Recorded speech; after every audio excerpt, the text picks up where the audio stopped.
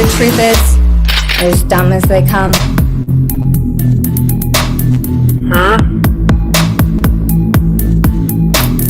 It's a house! 5 brain cells, 4 aren't working. You know, that's just one step above stupid.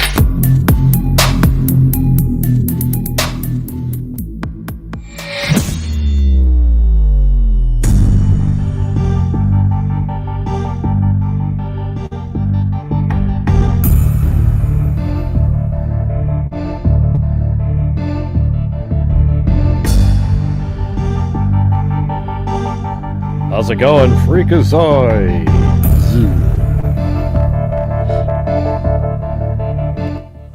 Yeah, I was working on, I'm trying to put all the newer footage, you know that animation that I made a while ago? Or the, I mean, I can show you guys where I'm at later.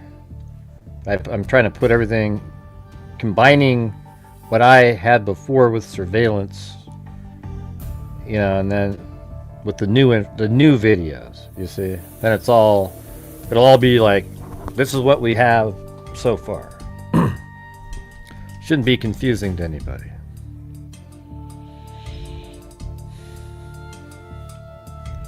But I guess the first thing I wanted to say was,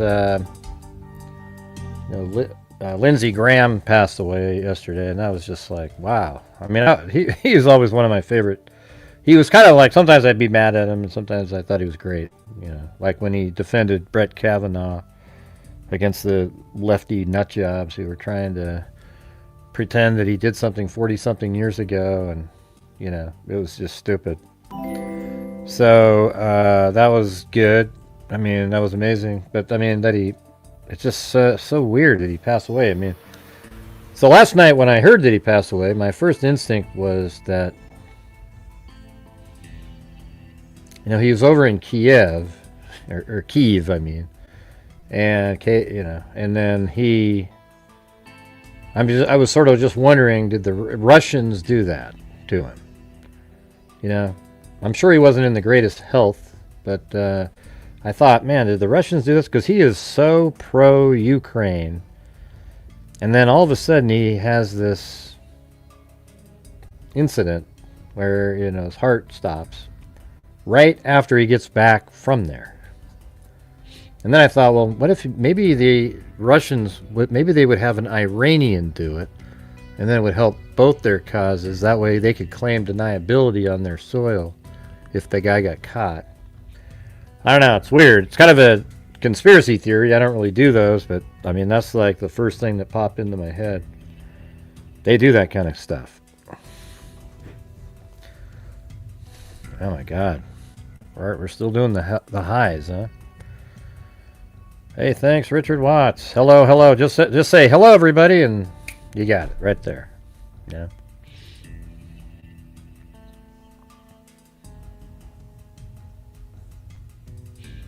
Yeah, I think that's something weird about it, in my opinion.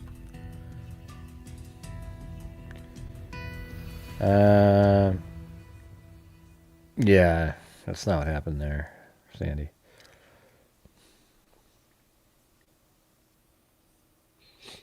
Here, I'm just going to read some of these. You never know.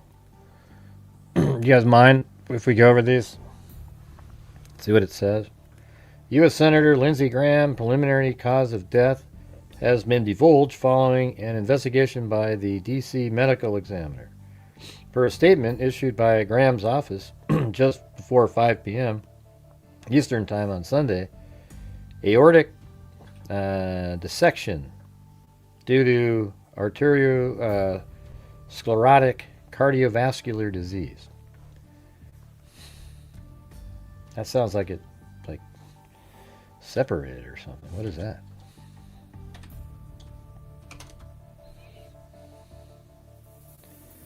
A life-threatening medical emergency where a tear occurs, and that wouldn't be chemical. That's inner wall of the aorta, causing its layers to separate as blood is focused between them, or forced between them. It's weird. It's weird. Got something in my lungs earlier. And by the way, I'm just joking around about the hellos, you guys. You can sit here and say hello all day long. It's just sort of a running thing that I say over and over and over again. You know, like I'll be talking for 10 minutes, and then I look in the chat, and it's still everybody saying hello to every single other person, and not one comment related to anything that I was saying. So that's just something I've been saying for a long time. It says the death certificate will be pending until the toxicology and microscopic testing are finalized. Hours earlier, agents from the FBI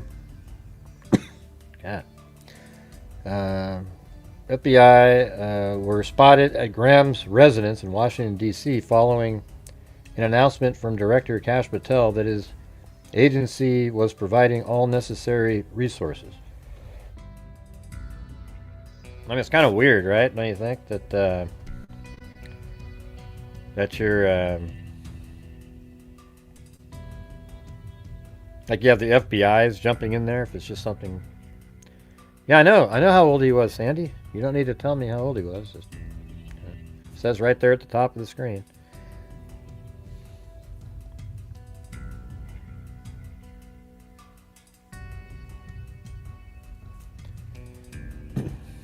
Right, but when you come in later, just go, hey, everybody, and that's it. I mean, it's weird, too, because if you don't say hi to every person, then somebody gets offended. Hey, I was here. I've seen it happen in the chat, where somebody doesn't say hi to somebody, and then somebody goes, hey, you didn't say hi to me, but if you come in and say, hi, everybody, then you don't have to worry about it, you know? I've literally seen people go, I said hi, but you didn't say hi to me, and then... That's crazy. Yeah. A 911 call for cardiac arrest was placed from Graham's residence around 8:30 p.m., but no official cause of death has been confirmed. I guess it is up there, though. FBI Director Kash Patel wrote on X Sunday morning that his agency was assisting local authorities and has made every necessary resource available. Graham was a local supporter of U.S. involvement in conflicts abroad, including both Russia-Ukraine war and Iran clashes. And, you know, it's weird, too, because Iran and Russia are like allies, you know. Yeah. Federal law enforcement sources later told Fox News that as of Sunday, there was no indication of foul play amidst the July 4th recess break in Washington, D.C. The past week, Graham traveled to Ukraine, met with President Volodymyr Zelensky, and even visited a drone facility, which was later destroyed by the Russians. Thank you, Wild Bill Wassman. Graham has also been targeted by Iranian leaders. An Iranian state TV host noted in a Sunday broadcast that she congratulated the Iranian people on the death of U.S. Senator Lindsey Graham. Political commentators, liberal conservatives alike, have stepped up their own theories about Graham's cause of death. Megan Mobbs, director of the Center for American... Thank you, Wild Bill Wassman. The American Safety and Security at the Independent Women's Forum, a conservative think tank, noted on X that cardiac arrests tell us how his life ended. It doesn't tell us why his heart stopped. I mean, it's true, right? Like, what made it stop right then? You know? It's just it's a really bizarre timing.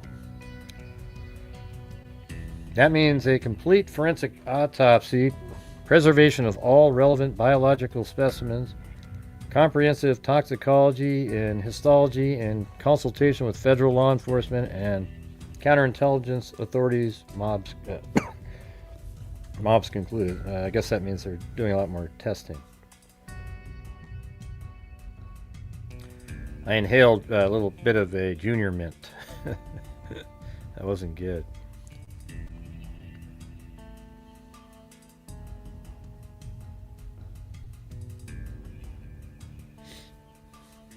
Hold on a second.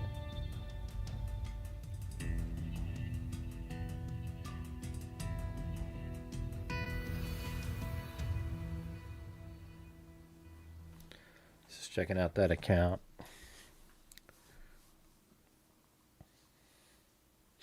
Conservative commentator Matt Vaughn shared a video of Graham on X from Ukraine this last week, noting, "I'm sorry, but Lindsey Graham dying out of the blue like this doesn't make any sense at all." Well, I mean, people can die at any time.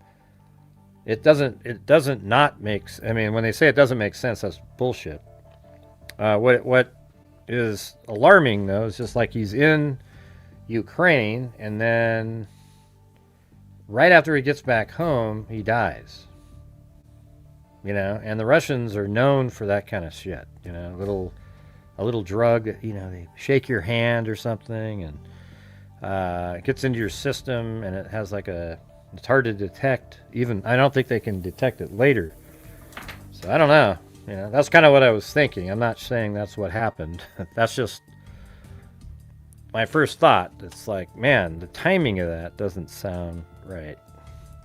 It sounds more nefarious, but it could just be, you know, 71 years old. He has one of the guests on Fox News said he was aware that he had some health issues, you know, so it doesn't surprise him, he said. So I don't know. Well, I guess we'll have to see how it all plays out. But hey guys, here we are. We're doing another show. So if you guys can help support the channel, it's the same thing every single day. We try to get people to support the channel, and that's what allows us, hopefully by the end of the month, to donate thousands of dollars as well out of the income, as well as surviving as a channel, since the ad revenue on live streams, unless you have thousands and thousands of people watching, is really minimal. Yeah, it's like maybe $15 if you have 200 people watching. It's stupid. So I need your guys' support when you're watching the shows.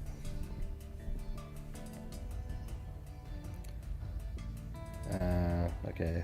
Let's see. This is like a EMS 6 responders, customer intercept medic 7 on scene, cardiac arrest. EMS 6 responders, customer intercept medic 7 with cardiac arrest. EMS 6 responders, customer intercept medic 7 on scene, cardiac arrest.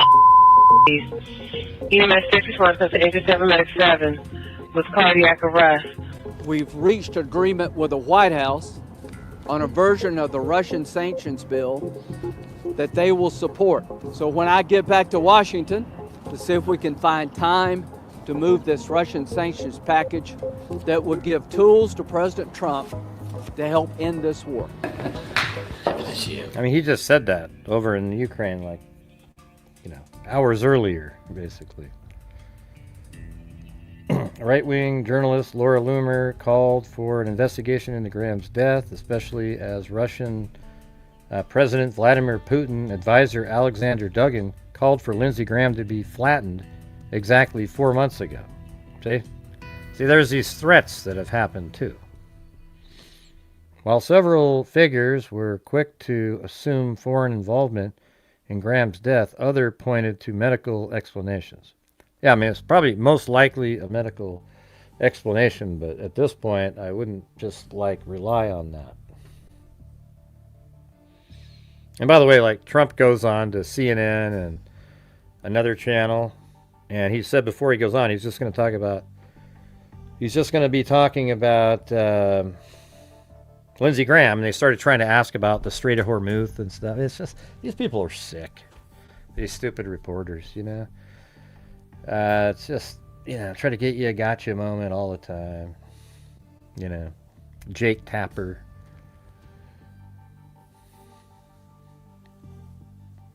I know that says Town Hall columnist Dustin Grage shared that he was told by a source in South Carolina that Senator Lindsey Graham has dealt with blood pressure issues since his 40s, Also noting that his father also died of cardiac arrest. Yeah, in 69, when he was 69. So, yeah, man, that is out there. I heard that earlier. I know the conspiracy theories won't stop, but sometimes life just happens. Top conservative talk radio host Dana Lash commented on Grange's post, noting that she agreed with his sentiment that Graham's death appeared to be sudden, but cardiac issues usually are. But then you have these kinds of things.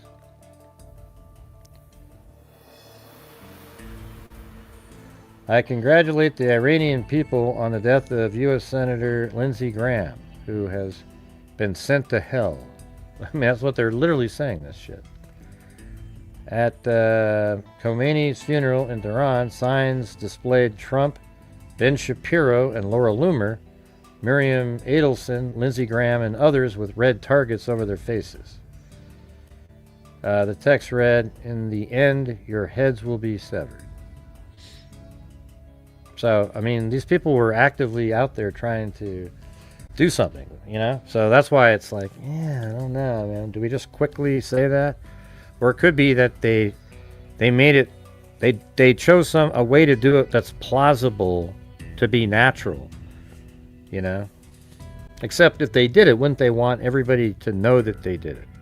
Because that would be the point. Like, hey, you guys aren't safe. We're always tracking you guys down.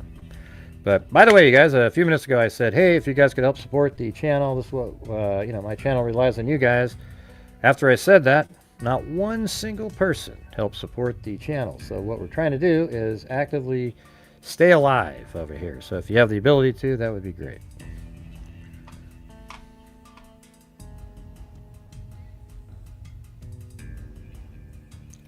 J.D. Vance said, Lindsey Graham came from humble beginnings and became one of the most powerful lawmakers in the most powerful nation on earth. His story was a fundamentally American one. Early in my Senate tenure, I remembered getting into a shouting match with Lindsey about Ukraine funding bill at lunch, and then learning the very next day that he was pushing rail legislation. I really cared about behind the scenes. That was Lindsey Graham. He fought like hell for the things he believed in, and he was just as willing to go to bat for you when it counted.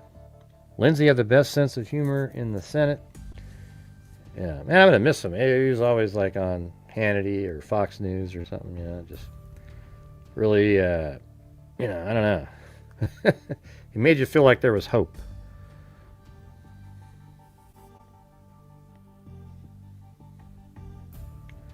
Lindsey had the best sense of humor in the Senate. He loved the game of politics. He was constantly asking which races were up and down, etc., etc., etc. I don't know. We did it. We. And a friend of mine for a long time. We don't always agree, but that's okay too. But he's... Yeah. This one actually had like... Now they must have got rid of it. They had images of like the ambulance and so forth at the house. I don't think this one's much different than that first one.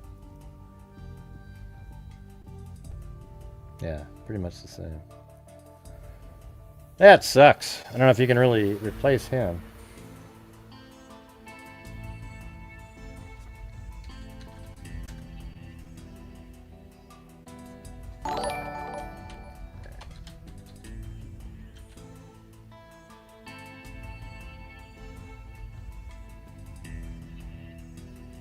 Thanks, Tracy Von Brott.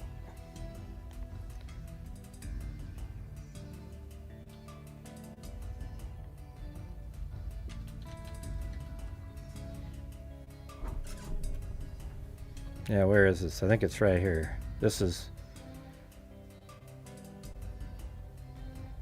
it right here?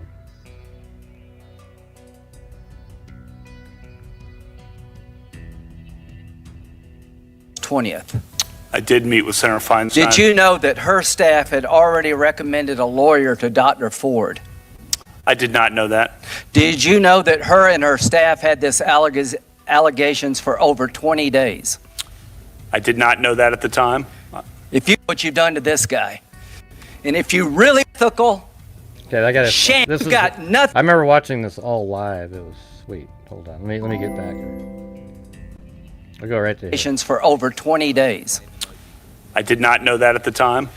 If you wanted an FBI investigation, you could have come to us. What you want to do is destroy this guy's life, hold this seat open, and hope you win in 2020. You've said that, not me. You've got nothing to apologize for. When you see Sotomayor and Kagan, tell them that Lindsay said hello, because I voted for them. I would never do to them what you've done to this guy.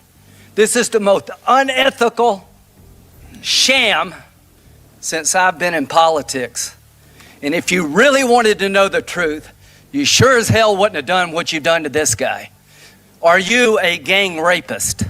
No. I cannot imagine what you and your family have gone through. Boy, y'all want power. God, I hope you never get it. I hope the American people can see through this sham, that you knew about it and you held it. You had no intention of protecting Dr. Ford. None. She's as much of a victim as you are. God, I hate to say it because these have been my friends. But let me tell you, when it comes to this, you're looking for a fair process. You came to the wrong town at the wrong time, my friend. Do you consider this a job interview? I don't really call it a rant. The advice and consent role is like a job. You consider that you've been through a job interview. I've been through a process of advice and consent under the Constitution. Which Would you say you've been through hell? I've been through hell and then some. This is not a job interview. Yeah. This is hell. This is going to destroy the ability of good people to come forward because of this crap. Your high school yearbook. You have interacted with professional women all your life, not one accusation. You're supposed to be Bill Cosby when you're a junior and senior in high school. And all of a sudden you got over it. It's been my understanding that if you drug women and rape them for 2 years in high school, you probably don't stop. Here's my understanding. If you lived a good life, people would recognize it, like the American Bar Association has the gold standard. His integrity is absolutely unquestioned. He is the very circumspect in his personal conduct, harbors no biases or prejudices. He's entirely ethical, is a really decent person. He is warm, friendly, unassuming. He's the nicest person. The ABA. The one thing. Well, anyways, so I remember watching that just thinking, man, that was awesome. Somebody standing up to these nutjob lefty, just absolutely crazy people. Unbelievable shit. Anyways, that's all I got there.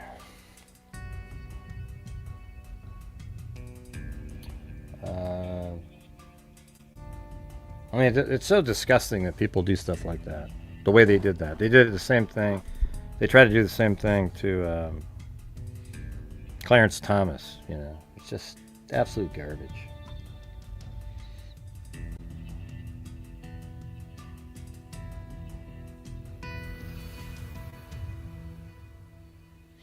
All right, I was just going to do a quick couple updates on the...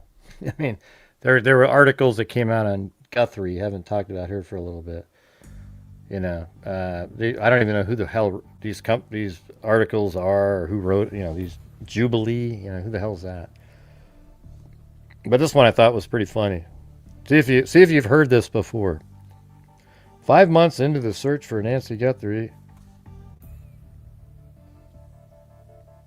Yeah, I guess it's been 5 months. 5 months into the search for Nancy Guthrie, a former FBI agent is raising a difficult new theory about the timeline of the disappearance. One that comes as another figure in the case faces new court-ordered conditions. In a July 9th interview with News Nation, Brian Enton, former FBI agent Steve Moore pointed to the blood found on Nancy's porch as reason to consider a grim possibility that the 84-year-old mother of Today co-anchor Savannah Guthrie may not have survived long enough for a ransom demand to ever be carried out as intended. Wow, that is incredible.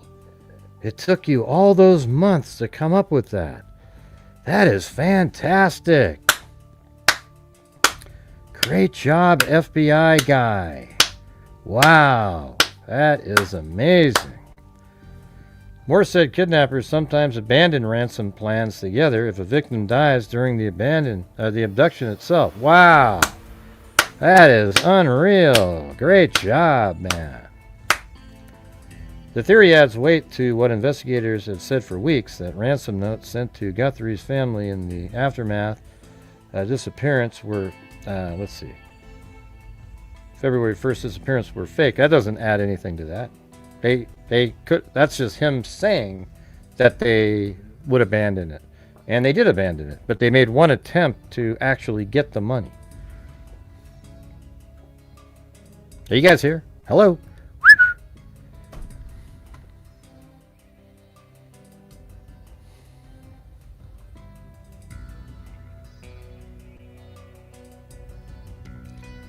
The case of Nancy Guthrie has entered into its 5th month. This is on the news, whatever this is.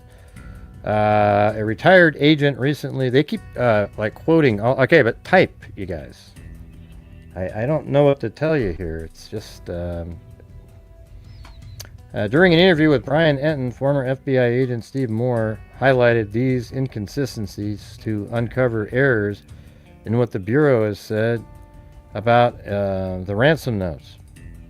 In this connection, Moore on Brian Enton Investigates said, the more I see this, the more I think there is some significant disagreement within the FBI investigation on what they're dealing with.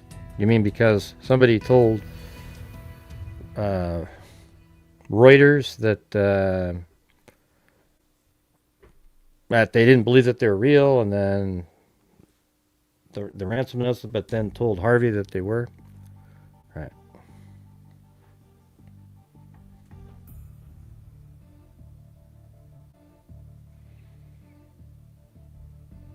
Regardless of whether or not ransom notes from the actual takers of Nancy ever existed, they still believe it remains a kidnapping. Nah, but they believe it's a kidnapping for ransom more. It's a kidnapping for ransom. They don't believe it's just a kidnapping. They believe it's a kidnapping for ransom. That means they believe the ransom notes are exactly what they are. I don't know, man. It's just these guys, they come on there, it's like Brian Enton just keeps having on these ex-FBI people, and they just keep saying the same stuff that we've all said for a million times, but then they believe something else, but then they don't use the facts that are actually out there. They're missing parts, and then they say stuff, and then everybody goes, oh, wow, did you read that? And it just goes on and on and on. It's just crazy. Thanks, Wild Bill Wasserman. But hey, you guys, we're currently at 1/25th of a nightly goal because nobody's helping support the channel tonight, really. So if you guys have the ability to, that would be great. We're currently at, I think, $14 and some odd cents. All right. And my channel relies on you guys, as I've already said. And we're sitting here struggling all the way already through the night. We're 30 minutes in, and you multiply 30 plus 30, then we'd be at 28, and then you go to 3 of those and we'd be at like $75. So let's see if we can get a challenge or something going early. That'd be great.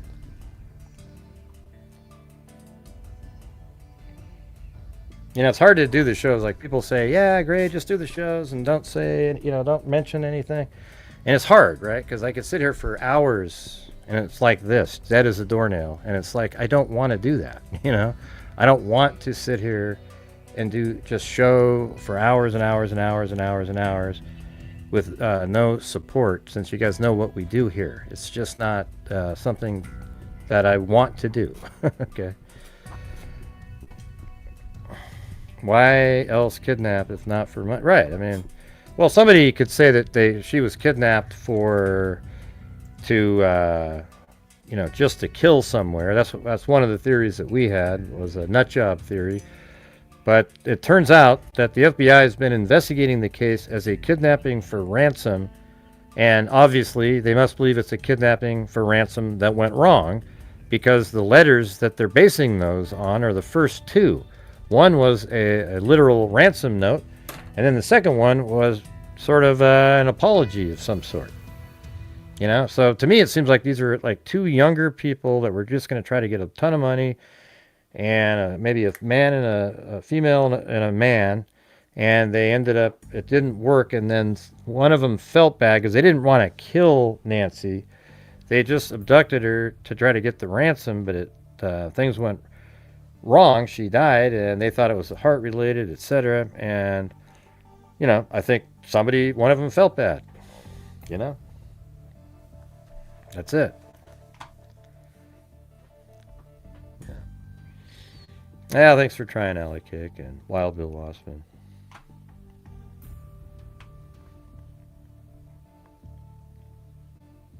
Right.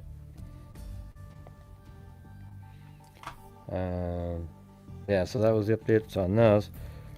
And then I was going to show you guys what I've been working on here, trying to get in the Tyler Robinson case, all of my footage combined. So it's sort of like what I made before, but and then I think I'm going to speed up all this stuff, like maybe like twice the speed or something. But like this is what I have so far. Maybe I'll just play it all the way up until where I haven't kept going yet.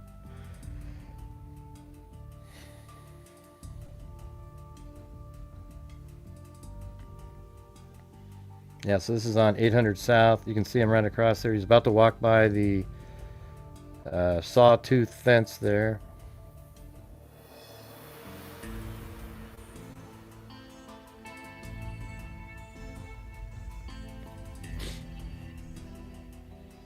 And here he comes.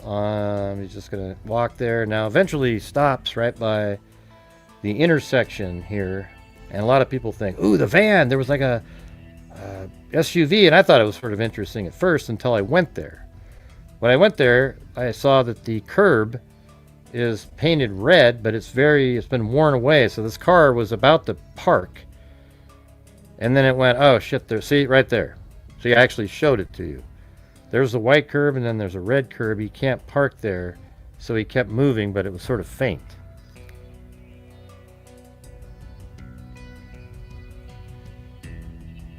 Hello, DDWM. And then it goes through that intersection.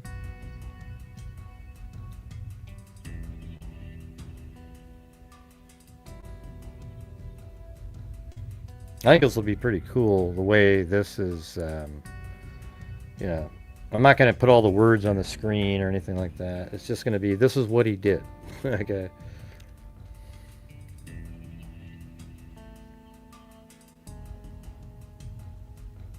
Probably walked even a little slower than this, I would think.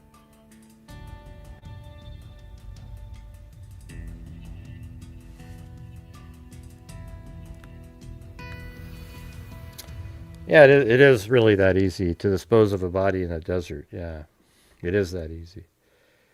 Yeah, it's really simple. I know it makes it more entertaining and interesting if you say it's not, but it is.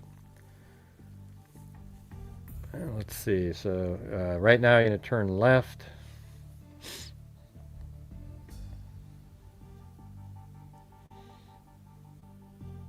Yeah, I think they had her, and then she died, and she was already buried in the ground before they even sent out that first ransom note, in my opinion.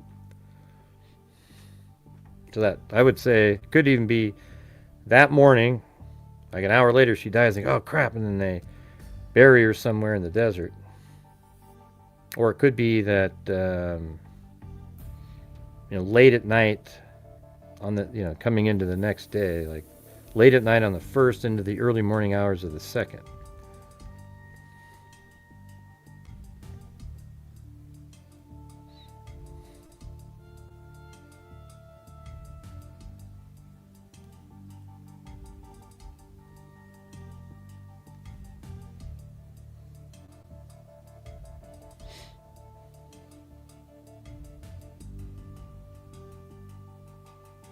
Now I'm looking over to the left because that's where he comes running out from later.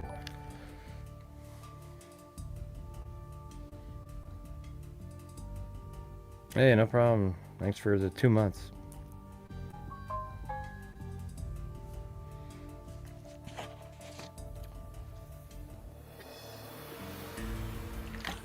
So right here by the end of these fuchsia plants, that's when the TMZ footage picks up on this house over here. And then there he is right there by the fuchsia plants.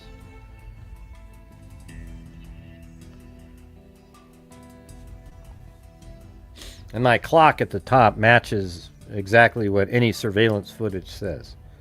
So that is the time right there. Now there isn't a clock on the other house, so that one is sort of an estimate.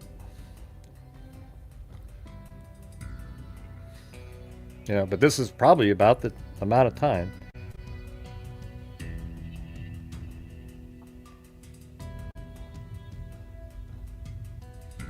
Yeah, he's just kind of limping along there.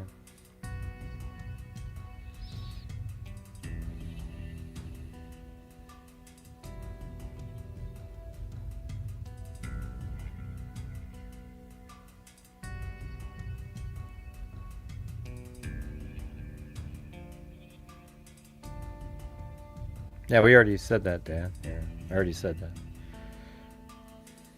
I told you that ransom note came in later because she already died. Yeah. Now they sent one. They didn't panic and send it to TMZ. We've already gone through all the theories. They sent it to TMZ because they hadn't heard from the first letter from the 2 stations they sent it to. So then they sent it to TMZ. All right, there he is over there. He almost changed his mind, and he went back on. And then here he is walking. Going to go across the little... it's like a piece of wood there.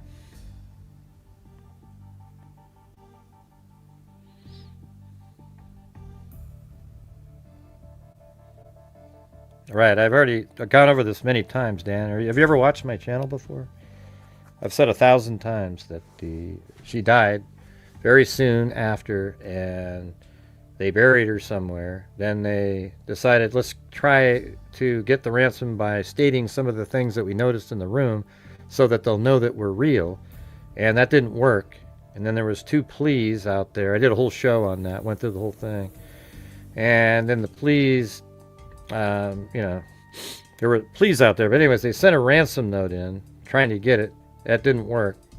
They didn't hear anything, so they sent it to TMZ, and then TMZ mentioned it, and then they didn't get the money because they couldn't verify that she died. So then there was a couple videos put out there by Savannah and the brother, and I think it actually got to their feelings a little bit. So instead of just taking off after not being able to prove, they sent one more because they felt really confident on the way that they're sending it. They must have had this planned out well enough where even they would have been able to keep the Bitcoin. That's what I think. I think they had it planned out. Whoever these people were, figured out how to secretly, get the money and disappear with it. Yeah, and so then they just sent the apology note in, and you've never heard from them again because that was it. They washed their hands of the case. They just did a Hail Mary.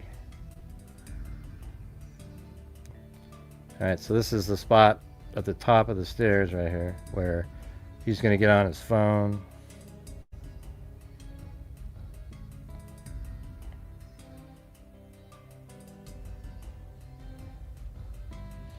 I think they would have still tried to get the ransom relatively soon, even if she'd lived. Might even have been sooner, to be honest with you. All right, so there he goes down the steps, and then they skipped about 15 seconds in there, so I just did the same thing. And then here he comes down there. I probably should move the timer so it's. I don't want it to ever cover the person.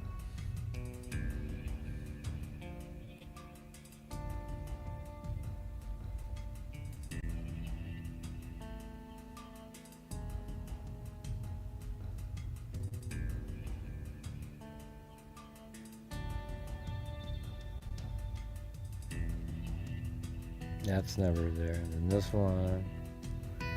Alright, then he goes up the stairs.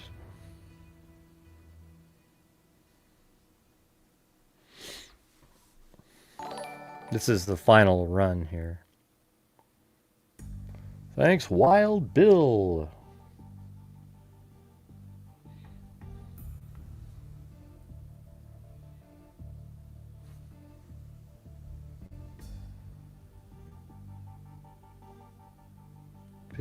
53, 54. See, these numbers are the same.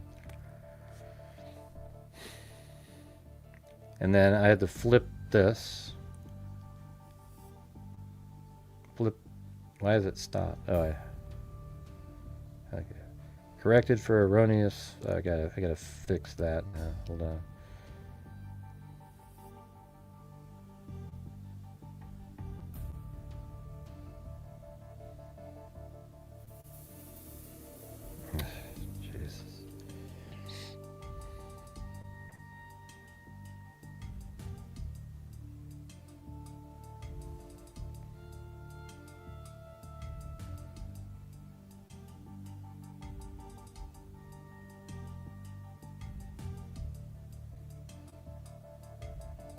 So I fixed all the height of, the width of this too. I spent like 20 minutes on the footage that was captured in court to make sure that it fit. It's usually 1080, the same aspect ratio of 720 by 1280 and so that's what the screen is.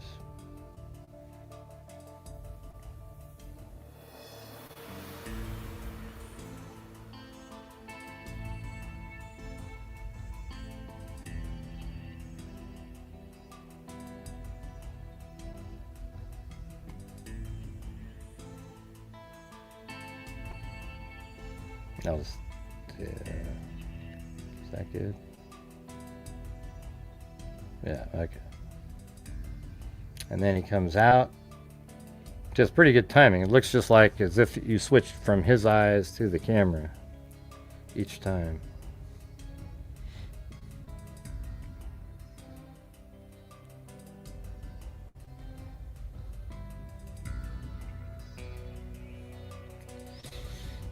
I don't know. I mean, what value would they have to testify, Devin? So I was thinking, when somebody said that the other day, I was like, what value does that have? The camera already shows that he's walking there, right? And by the way, like you see him walking up the stairs, so you don't need the witness to tell you that he's walking up the stairs, because he's walking up the stairs. There's no value that those people provide. The camera already shows he's walking up the stairs. Now, if they talk to him, then they might be valuable. What did he talk to you about? Did he want to know when the event was starting? That kind of thing. But just walking up the stairs, you wouldn't do that.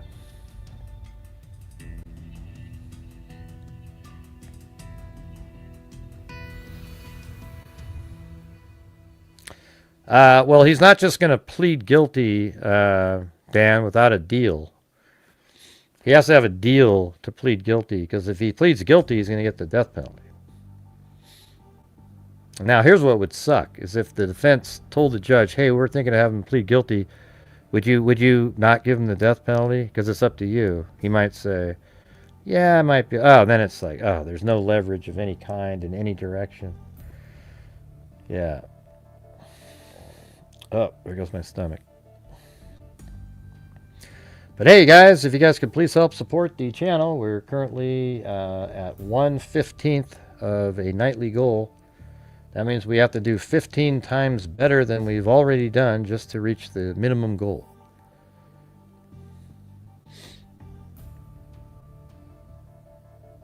Yeah, he's likely to get the death penalty if he goes to trial, but the judge is who does the... He seems like a weak judge. I could see him not giving the death penalty. Yeah, based on his behavior so far.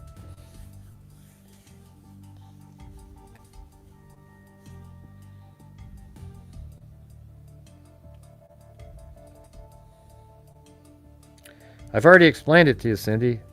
The jury doesn't decide. Okay? Look it up.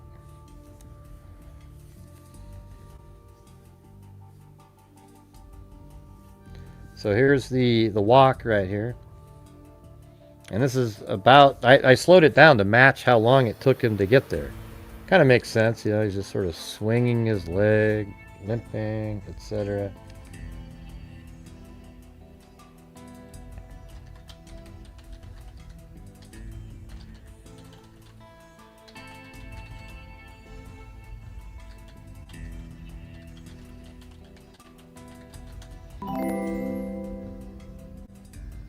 Let's try another ocean wave emoji, freaks.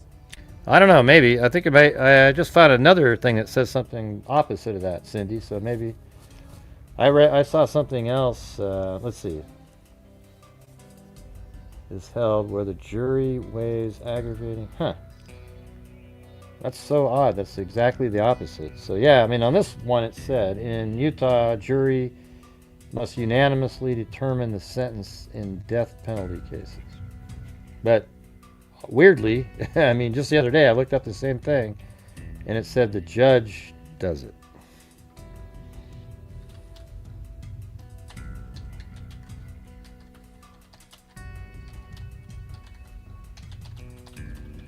So maybe it was wrong on here before. Because right here it says, in Utah, the presiding judge determines the sentence in nearly all criminal cases. Unlike some states where a jury decides both guilt and the final sentence, a Utah jury only determines if the defendant is guilty or not guilty, where the judge has the final authority to determine the sentence. See, I'm just reading this right now. See? That's totally opposite, isn't it? It's crazy, right? Determine the sentence. They are guided by several structured factors.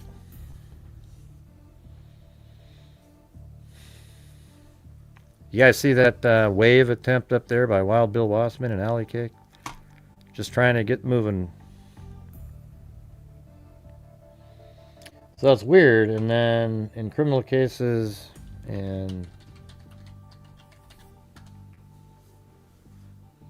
in Utah, a judge determines the sentence for the vast majority of criminal cases, while a jury must unanimously agree to impose the death penalty. So what does he say?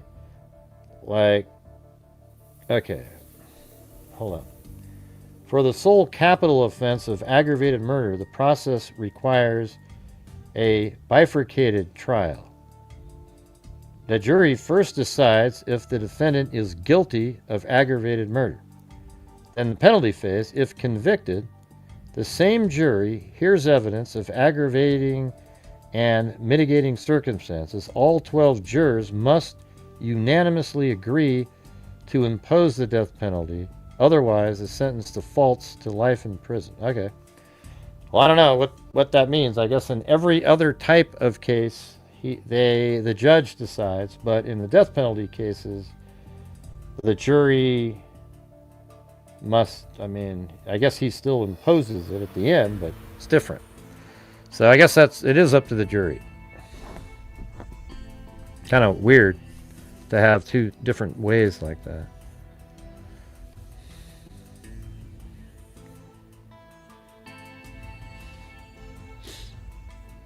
Yeah, who's going to do a challenge in here tonight, you guys? That's really what, I mean, we're just absolutely struggling along. Right, so you're coming up here. I thought this was pretty good how I did this part. I combined some of their video and some of mine. It almost looks exactly the same. I'm sure the original looks about like mine does.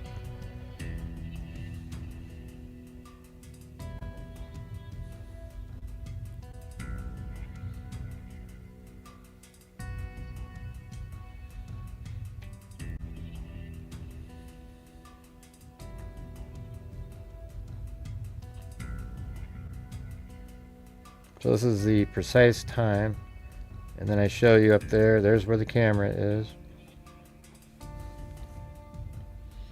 Oops, I probably should put those up together at the same time.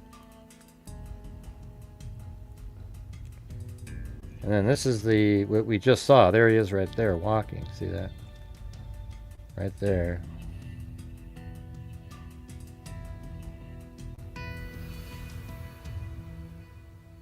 And then this other person kind of comes around way faster because they're not limping like he is.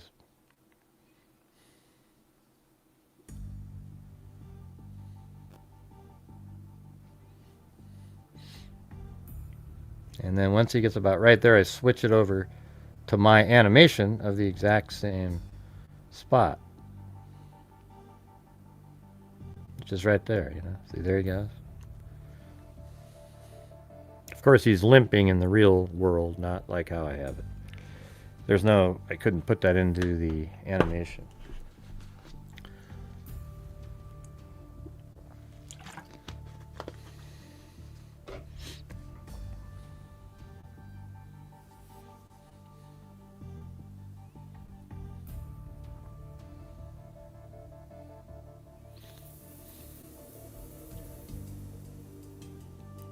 Hey, thanks, Paul Ayers. Should have done one of those 5 for 5ers. Let's see. Did you watch any of the trial over here, Paul?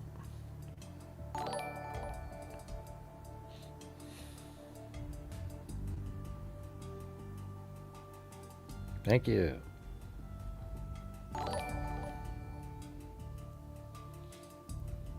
And then there's like, I don't know, 11 minutes of missing time. I kind of think he went out the back and looked and waited, made sure he was on stage.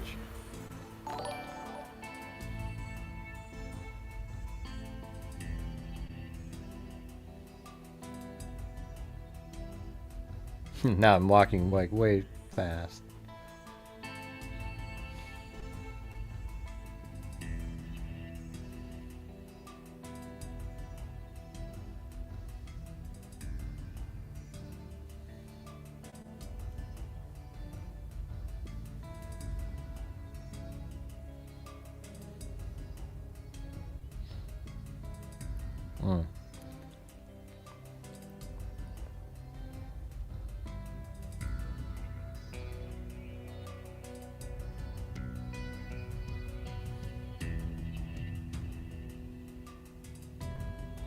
Walking to the left of the image.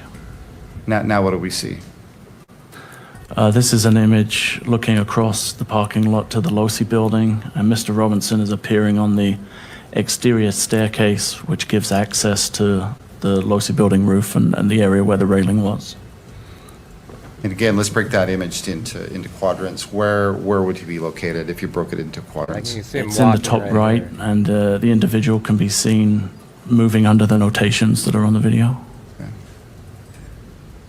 Makes it right there. And what time? And he climbs over the wall there. On what day? On December. Sorry, they played the whole video. September 10th, 2025. Like all the time. What just happened, or what did we just see happen?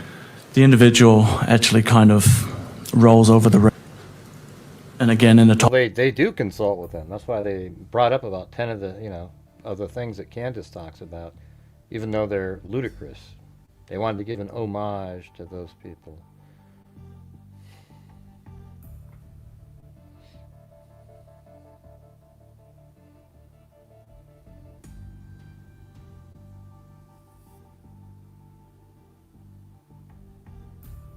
Oh wait, that's got to be way over there. I mean, it's crazy how much. I mean, way over here is what they're. So this is 12/22/01, and let's see. Yeah, so you can see him running over there. See that on the left-hand side? That's him running, and he goes over there. And then it's right around 12/23/28. So I'll just play it from here. I wish I had the clear version. So he's getting up right now. I can see movement. He's running. There he is, right there. And then I was going to replace that spot with the better video that we already have. This one. Or is it that one or is that mine? No, it's my video. Anyways, that's what I was doing. So I'm just working on that, trying to get the final version out there where it has all the different clips in there. And I think at the very end I got to put them all together. You know, I think I'm even going to put in, I don't know, we'll just see. I just got to make sure all the surveillance is put in order first, and then I might get rid of, like, I'm not going to make it, I mean, I might put in my animations where the shooting happens and whatnot, but I don't know. Not sure. Oh, we got a challenge in here? What is it? I didn't see one. Hey, wow. That was so cool. So I guess if you guys do 5, he'll do 10. That's amazing. Thanks. Thanks, Paul. Really appreciate that. We need 3 more, you guys. 3 more. Can we do it?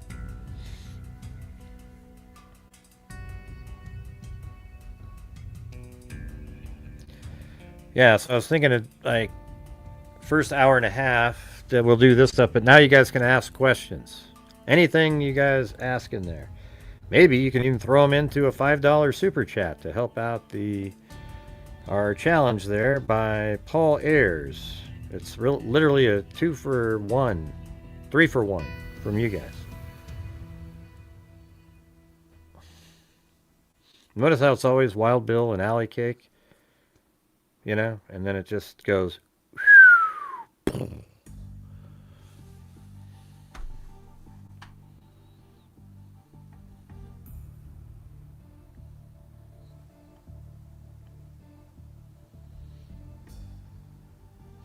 Oh yeah, Candace Owens, she's on top of it.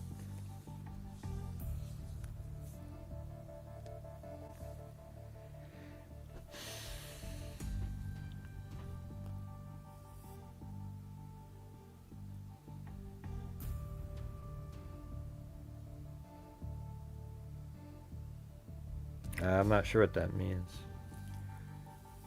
Do you think investigating multiple cases at one time makes them harder for me? We always figure out what's going on in cases all the time, no matter what. You know, we're not cops, so we don't get to solve them. Like, hey, everybody, here's the, you know, here's the killer. I don't even know what you're trying to get across there. No, you haven't found any YouTubers solving anything. We figure out what's happening, you know. Well, I don't know if it makes them harder for them or not. I mean, I figured out a bunch of cases, right? You know, Kylie Rodney, Delphi, Idaho 4, you know, it's just tons, you know. Got it all completely dialed in where it's irrefutable. But hey, guys, we need 2 more gifted memberships. All right? That would be awesome. Instead of having me rob Peter to pay Paul, that'd be awesome.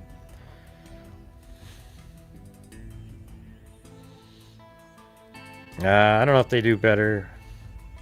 I think sometimes if you're just focused on one, you sort of lose the ability to be objective, you know, or you get tunnel vision.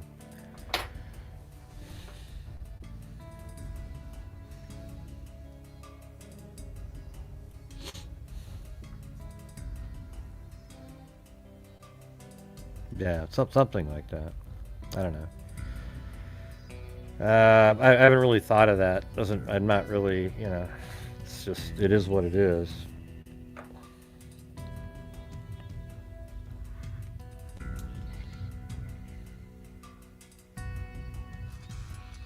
All right, so we have a challenge up there by Paul Ayers, who said if you guys donate 5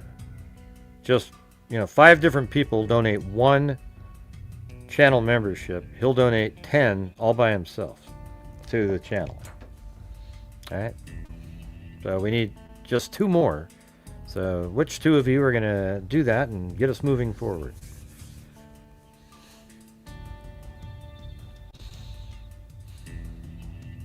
And then there's Alley Cake again. Yeah. Thanks, Alley Cake.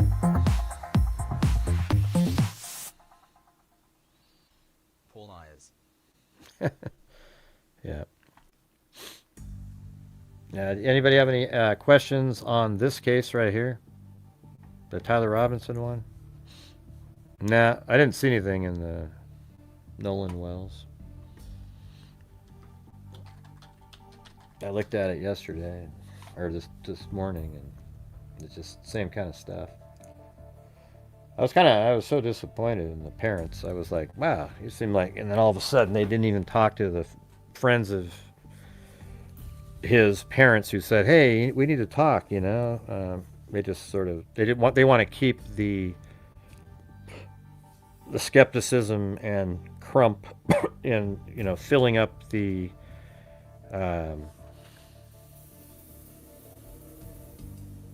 GoFundMe account. I mean, it's just ridiculous. Because while everybody's going, oh my God, something happened, everyone's going to keep sending money to that. So you don't want to have answers and talk to somebody. You want to keep the information not known. Jesus, you guys.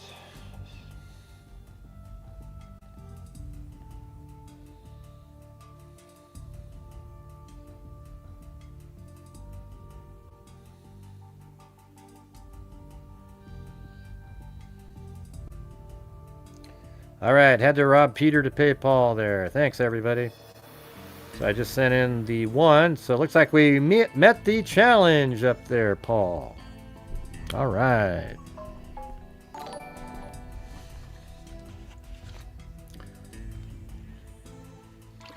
Want to make sure he didn't go to bed already. Anyways, thanks, Paul Ayers, if you're still out there. Thank you. Very cool. Really appreciate it.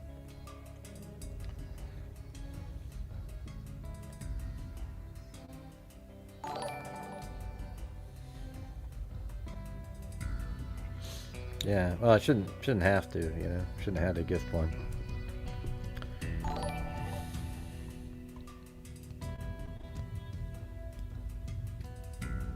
Yeah. So if anybody has any questions, we got another 30 minutes here.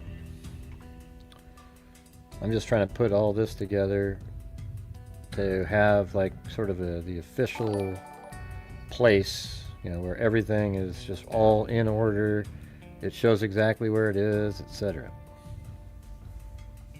I might actually change this part right here. I don't like turning so much. I would have rather just turned for a second and then straight back. I don't know, it's not that bad, I guess. If I played it fast, it won't be bad.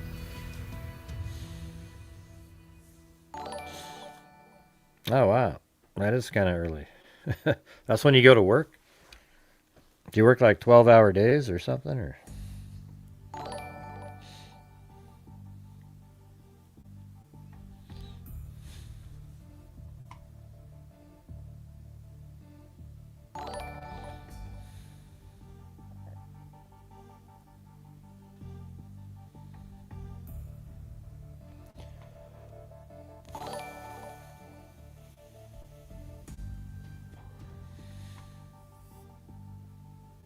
Mm-hmm.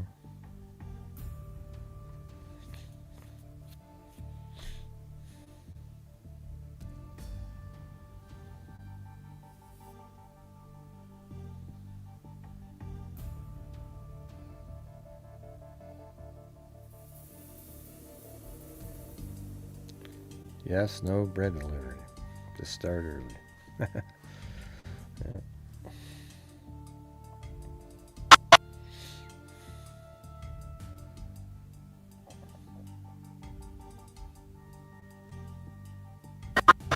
I wish that was when I have to get up, when I go fishing and I have to get up at 5, it's just a nightmare for me.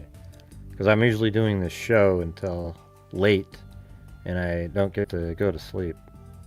But I guess, well, I mean, and then I'm up for 3 or 4 hours after the show. I mean, I guess that's the problem. Man, you must not get very much sleep at all, Wild Bill. Because, like, when I'm doing, you're still awake in here at, like, 1.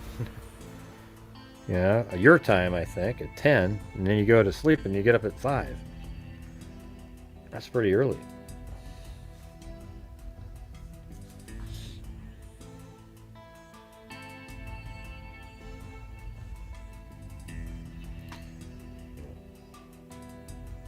I'm going to look through this.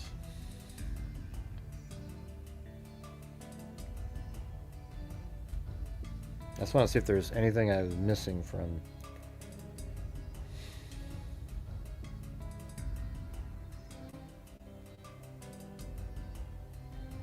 I just want to look at each one.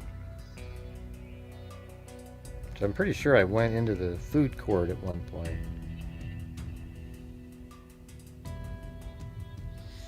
Oh yeah, that's when I parked at the, where I thought maybe he parked. Perfect spot. We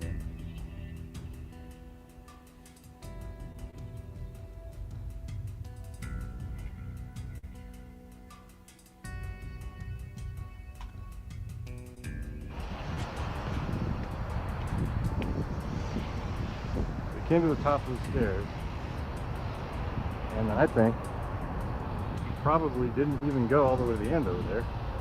I think he just went right over to here, crouched down in this position right next to the wall so that nobody could see him. Right there. I think he was right in this area. And look how crazy it is. It's just right over there. That's where the shot was taken. And he ran way over there. That's that airplane, by the way. See the red lines there?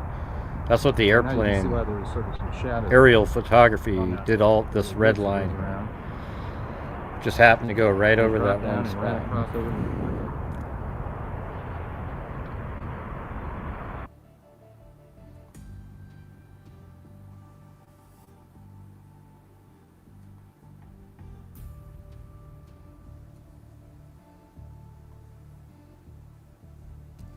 Yeah, so that doesn't work there. Has to be right there.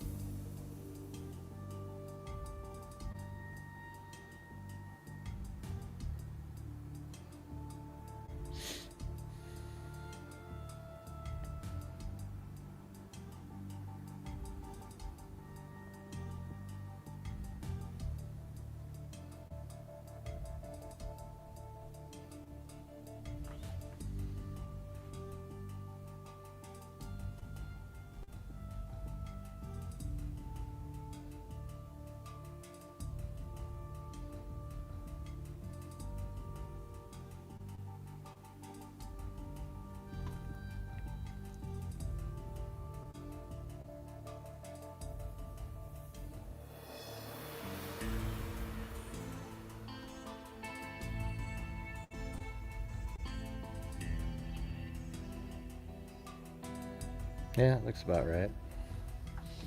Right over in that corner. Got the building right there. Yeah, there's the building. He's right, building, and he's right there. You see that?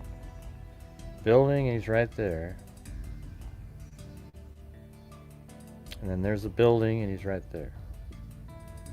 So I think that works pretty good.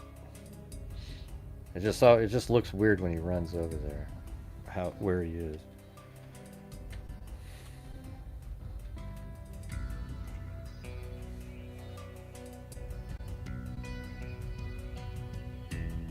Oh, you work 6 hours? That's good.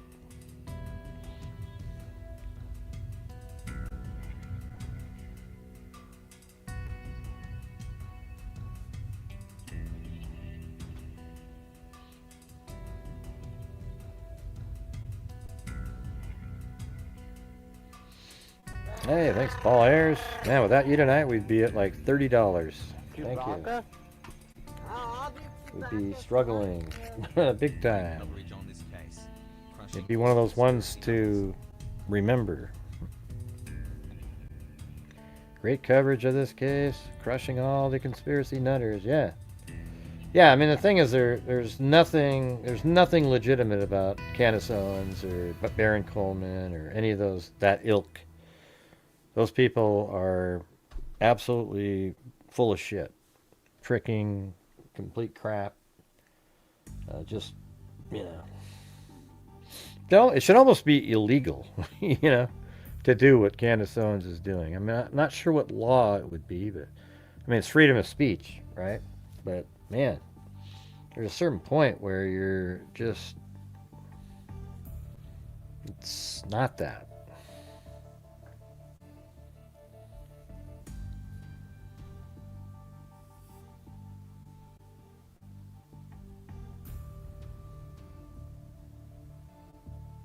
Yeah, I mean, look at that. Even works good right there. There's that and that thing. See, right there. I mean, it looks good now. It was just kind of looking strange, so he went right over there. It's hard to see the edge of that roof from that, but if I had the original one that they saw in court, it'd be better.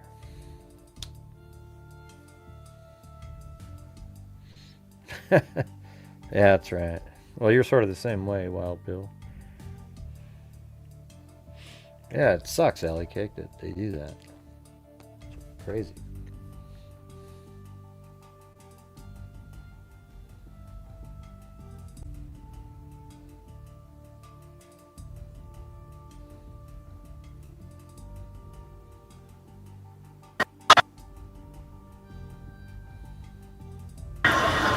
So, do you know how many transgender Americans have been mass shooters over the last 10 years? Too many.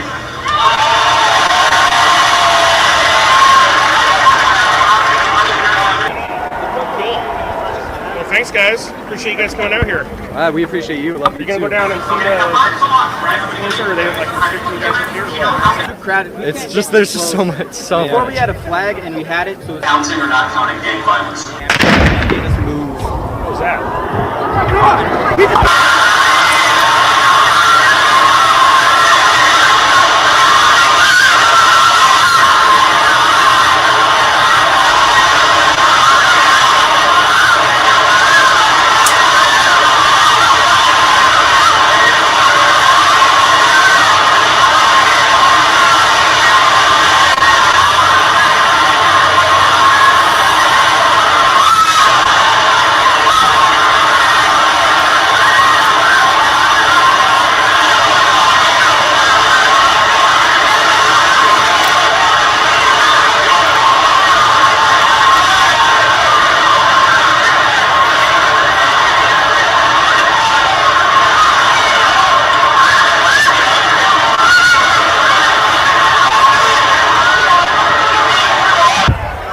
We are here live at Utah Valley State University.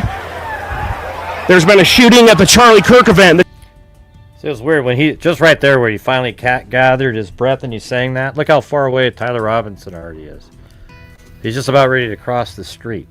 I set up the timing where this is all back and forth, you know. So like he's literally about to cross the street. There isn't a soul from the event that's anywhere near him at that point. And that's why he chose to do the shot from way back there on the building.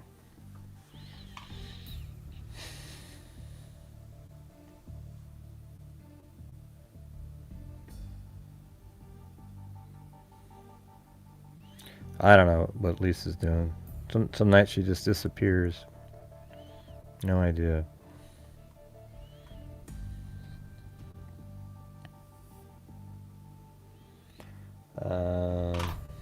All right, and none of you guys are required to be here either. You know, like, you know, it's just If you feel like being here, awesome.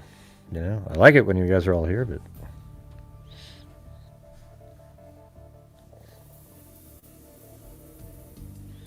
well, we got 14 more minutes of questions. TPUSA event. There has been a shooting. Everybody's evacuating. Yeah, there you go.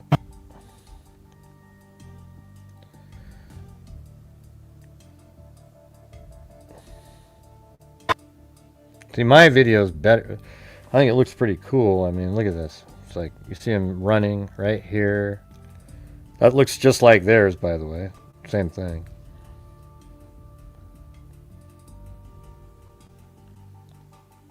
But then I made this one. A few weeks ago, there was a transgender mass shooter. And ever since then, about 3 weeks later, the Trump DOJ said that we should start talking about revoking gun rights for transgender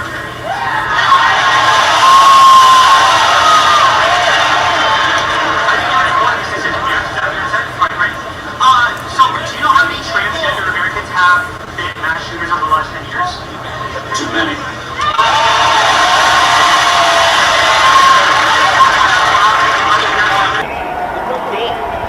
Well, thanks, guys. Appreciate you guys coming out here.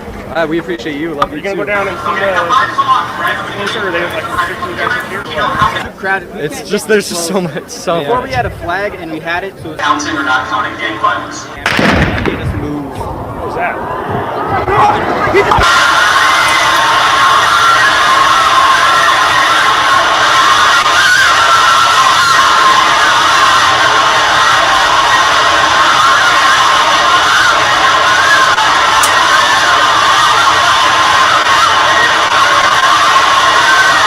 Oh, that's just crazy, isn't it? Jeez. I think I need to keep that part in there. I don't need the words though, but I'm just gonna.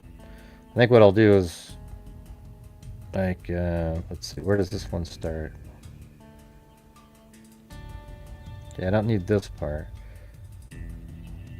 So it's really. So this one ends.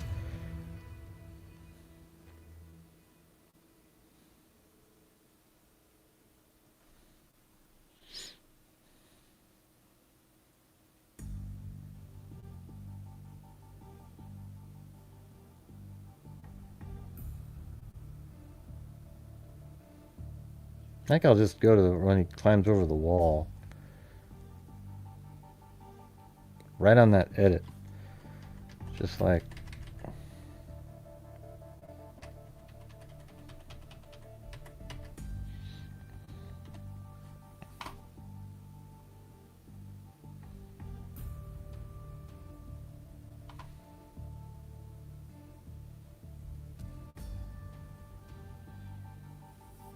See, because he climbed over the wall, and then you can cut over to when he gets up and he's running.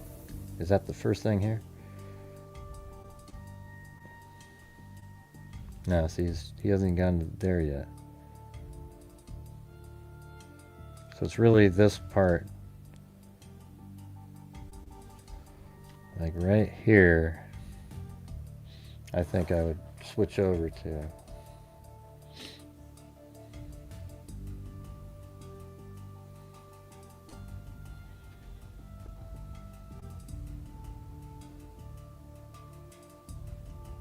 Let's see if that works.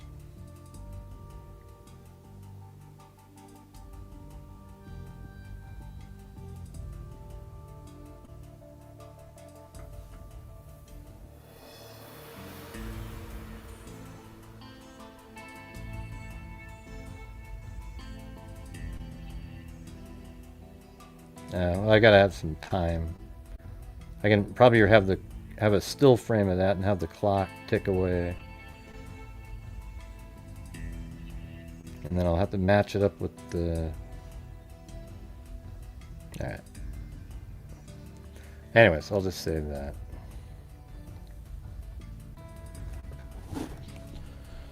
Alright. I'm not sure we have anybody here other than moderators and members. Not sure. Well, I got... But I could switch over and we can do these. There's Paul Ayers again. All right. Thank you. He is evil. He's, Tyler Robinson is one evil. I'm not sure what you classify him as. He's weird. A strange person. For sure, too.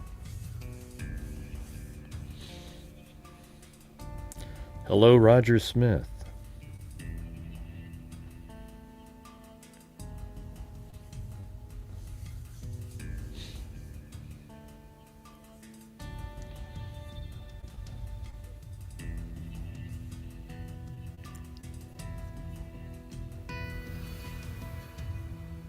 Yeah.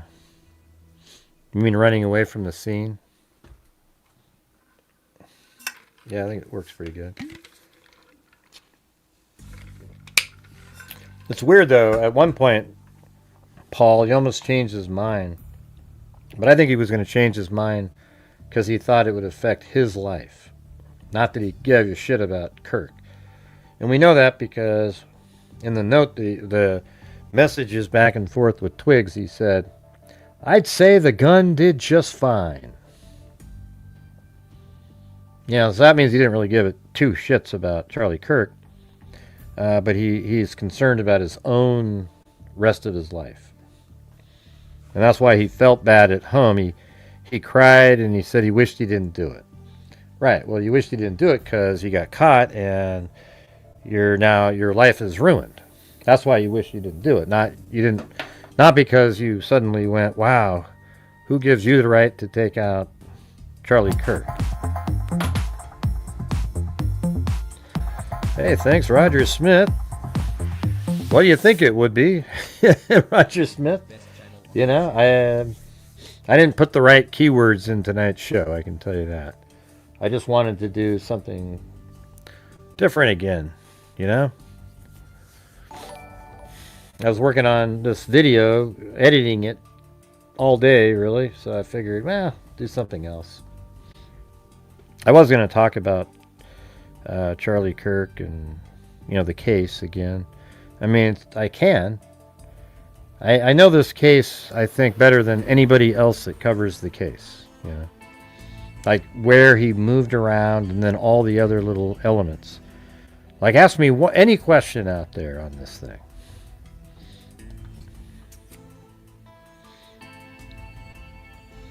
Like, for example, I know that the first moment that we know of the vehicle is him being there is 8:22 in the morning. That's when we see his Dodge Challenger show up on the scene. And then right after that, we have surveillance footage where, like, 5 or 6 minutes later, he shows up in the parking garage. Now they have camera footage that let me see what that would look like. They're right there. Yeah, you can't really see. It's too low to see over there. I wonder if they have him driving on here at like 8:35 or something in the morning after he left here. Well, I think they said that he headed north east or after leaving the garage. Yeah, I think that's all he cared about was his self in that case. Like, he didn't really care, like, you know, it's interesting to see him. He almost changed his mind. It's such a crazy moment, you know. It's weird looking at it. Like, when you see this part here where I'll go back over to it. Yeah, there's people that would go, oh, he saw something. That's not, no. See, this thing right here, when you watch it, and he goes over to this corner, he cuts across right here, and then humanity changed, right? Okay, look at like that. Okay, Kirk has a shot to live right now, and everything will stay the same. But he goes, crap, I got to do it. And there he goes. And because of that one little moment in time, that decision, look at all of the hell that's been created. You've got this whole community of nut jobs with Cannasones, Baron Coleman, the like, who've convinced millions of people that there's this vast cover-up. You know, I mean, that's just secondary to the fact that, you know, Charlie Kirk, who is this irreplaceable person. Turning Point USA is never going to be the same. I mean, basically, I had this thought, like, man, wouldn't it be... I went back and watched some of my first videos. I said this could turn Turning Point into this huge thing, and it might have. It might have done that. Except Candace Owens, Tucker, and the rest of them ruined any chance of that happening. So now we're at a point... See, there was a chance, though, right after that it would have turned into this huge movement that would have flourished, except Candace Owens, Baron Coleman, the rest of them ruined that opportunity and created all this doubt and hate and anger and then hate for Erica Kirk. And they're really, at this point, it's sad. And, you know, the organization's still there, but Charlie Kirk was Turning Point USA. Charlie Kirk is that person. Like, he is why people would go to those events. That's who they believed in. And you can't just throw somebody else in there because they aren't the same person. Like Erica Kirk, you know, love Charlie, great person and everything, but she's not him at all. You know, she's got a totally different personality than he does. He was somebody that may have ran for president and would have had a massive ground game with these kids going around. You know, I mean, it's just a horrendous thing that happened. All because right here, look at this. Again, he's walking right there and he said, I'm not going to do it. I'm not going to do it. Okay, I got to do it. I'm already here. Right there, that little moment in time created all of that. All of this. Isn't that weird? Just looking at it like that. Charlie Kirk was Turning Point USA, or is Turning Point USA, and he's not alive right now. And the damage that Candace Owens and the rest of them have done towards the reputation of Turning Point USA makes it really difficult for them to have that same momentum or ever even get it back. So that's why, you know, that's why another thing. That's why Tony Graff, the dipshit judge, that's why he is a problem too, for that reason. His weak, you know, feckless is the perfect word. It's absolutely embarrassing.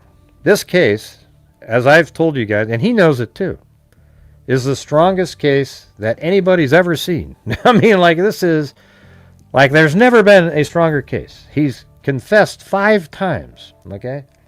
He confessed in the note under the keyboard. He confessed to the people on Discord in the message. He confessed to his parents. He confessed to Twigs in their messaging. And then there's a 5th one I'm not thinking about right now. But it's the strongest case in ever.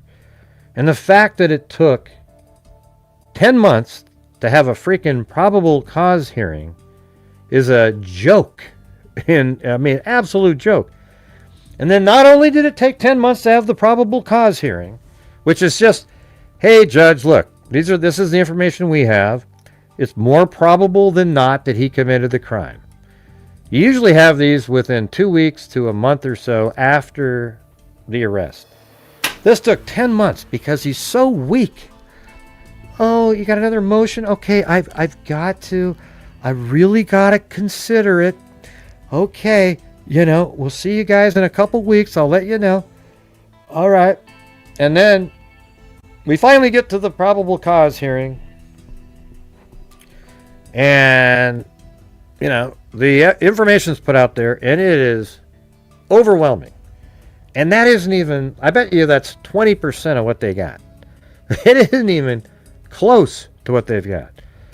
They've got his cell phone data. They've got, you know, way more video on campus, etc.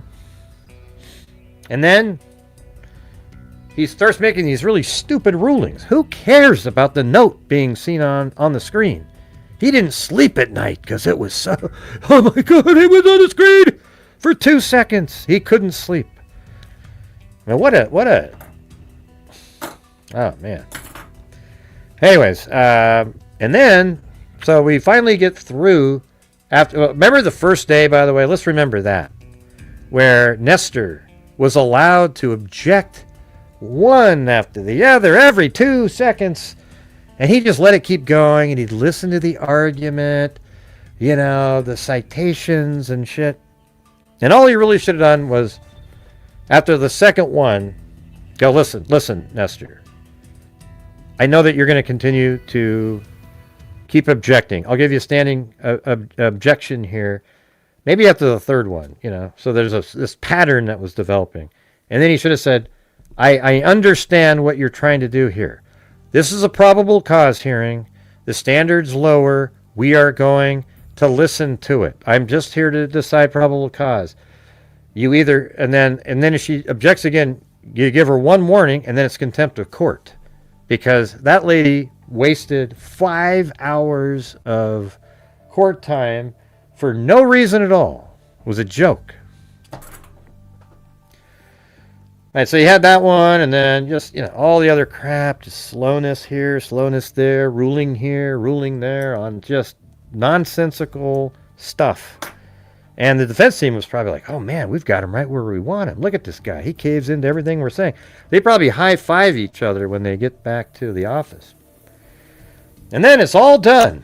Did you notice how quickly that sucker ended, by the way? After all that, he goes, listen, okay, I need you guys to, you know, this hearing's over. Okay, now, if you guys could send in your briefs, how long do you need there? Well, we're thinking 30 days for the first one. Then we need 17 more for the rebuttal period and stuff. Well, about 18. Okay, we'll give you 18 then. What an embarrassment this judge is. I don't mean to, I mean, I'm normally sort of like, yeah, you know, kind of look the other way, the judges. But this guy's a joke. I mean, literally. Was there anybody at the end of that probable cause that was, man, I'm not sure the case was made, other than Candace Owens' nut job wackos who don't know what that stuff means, okay?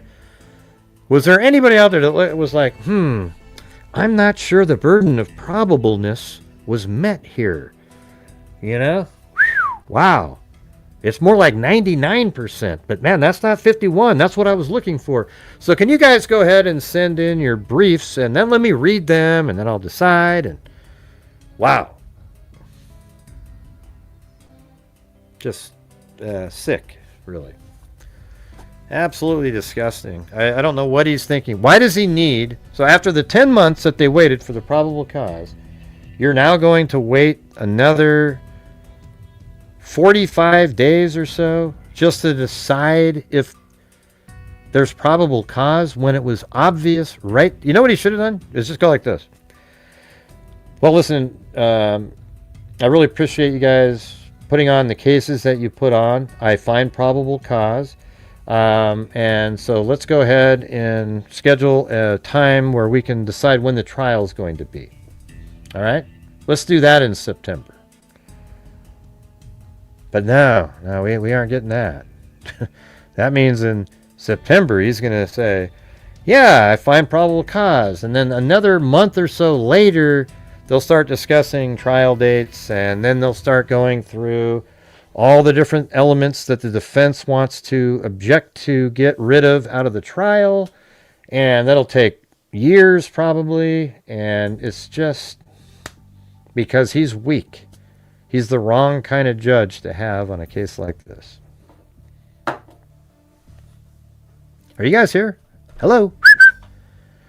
You know, it's like, you know, 2 comments in the last. Let's see. We have a comment at, this is 8:36, and we've had 3 comments in the last 4 minutes. It seems like you guys would be more interested in what we're talking about.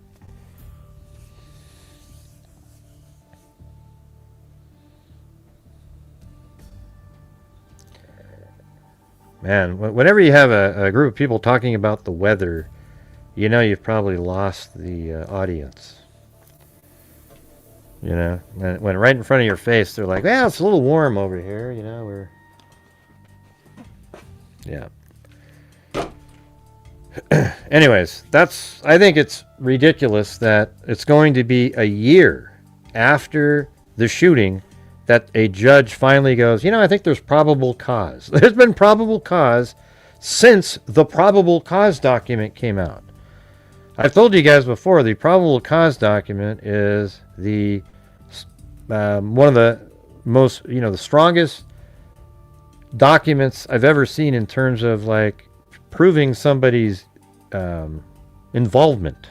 You know, it was incredible. I went over that many times and just went, wow, this is insane. Especially when you combine the charging document with the probable cause document, and then some of the documents that came out in court.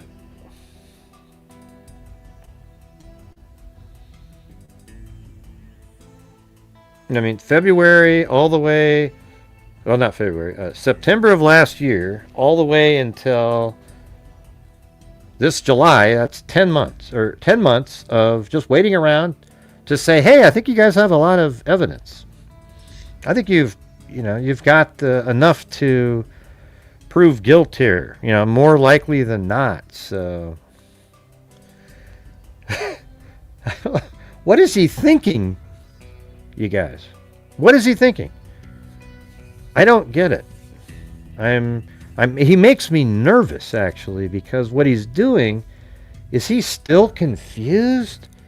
When he was sitting up there, did he not understand what he was looking at? Is that why he needs the brief to hand to him so he can go through line by line? I hope we'll probably get to see the briefs. You know, maybe those will be in the documents. But why does he need a brief to figure this out? There's nothing. Tyler Robinson's team had nothing. Nothing to help him out at all. They argued to try to discredit the, you know, what's weird is like they weren't able to make a positive match, but they couldn't exclude it either. It's like, but they want to exclude it. The bullet. That way it's like, oh, then he couldn't have shot because it wasn't fired from the gun that you found in the woods. But it was fired from that gun. He even said what was on the note, you know, the inscribed message on the bullet itself, the shell casing.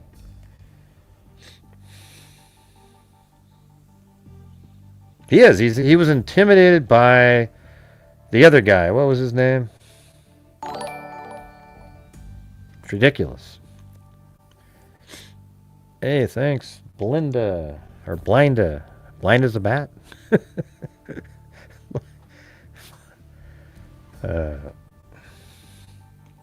Hey, guys, we are at 50% now. Yeah, Novak. So if you guys could help support the channel, that would be awesome. I know we don't have a huge crowd, but everybody here are awesome. So thank you. Other than the obligatory trolls that sit around in the background. Yeah.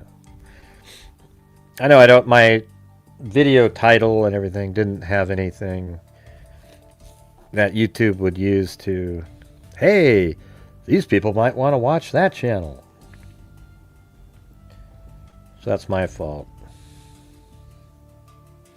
It used to not matter, though. I could come on and say hello, and I'd still have 350 to 400 people, just all the freaks hanging out, watching and stuff. But now there's just so many damn channels and so many people covering the same thing over and over and over. And so if you deviate from that topic, people leave and go watch that. So, because that's more what they're interested in.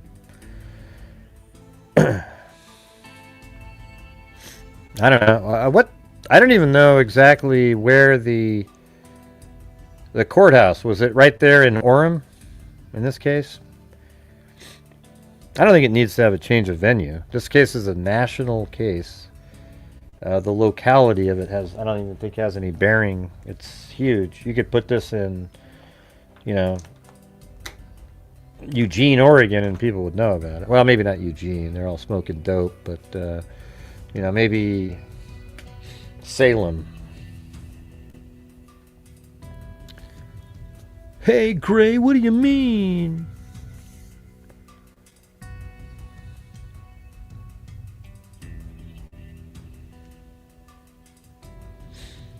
Right, he knows the world is watching, but he's even worse because of that. I tell you what, I think I could actually be a better judge than he is on this case. Because here's the thing, it all comes down to logic and common sense. So if you just sit there and you're listening, and then later, after you make rulings, later you can... Because it's just logic, right? Like somebody just keeps repeating themselves over and over. Hey, yeah. Just go listen, I've heard you. This is a probable cause hearing. Let's move on. If you continue to do this, I'm going to sanction you. You know, whatever you got to say, man. Shut the hell up. God, this is stupid.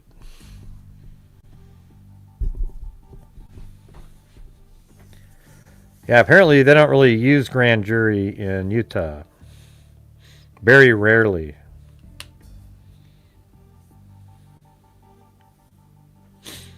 Yeah, I like the first media attorney. The first guy. He was like a little shorter, squattier kind of guy. That guy was good.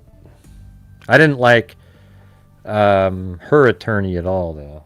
Erica Kirk's attorney, he sucked. Man, that guy, you know, he was just sort of like, he seemed like he was way out of his league, and just even being there.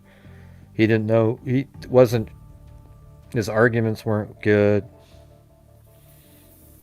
He was too emotional.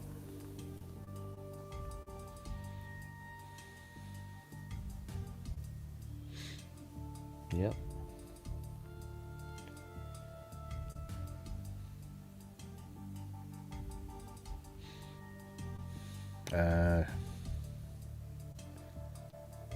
Yeah, I never.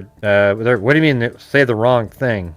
What do you mean, Kelly? What's the wrong thing that they would say? These other channels or whatever.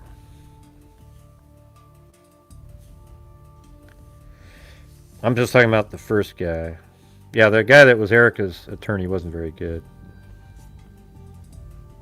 I said that as he was talking. I was like, man, this guy. You know, he almost, you know, I don't know, maybe he picked up on how weak the judge was, you know.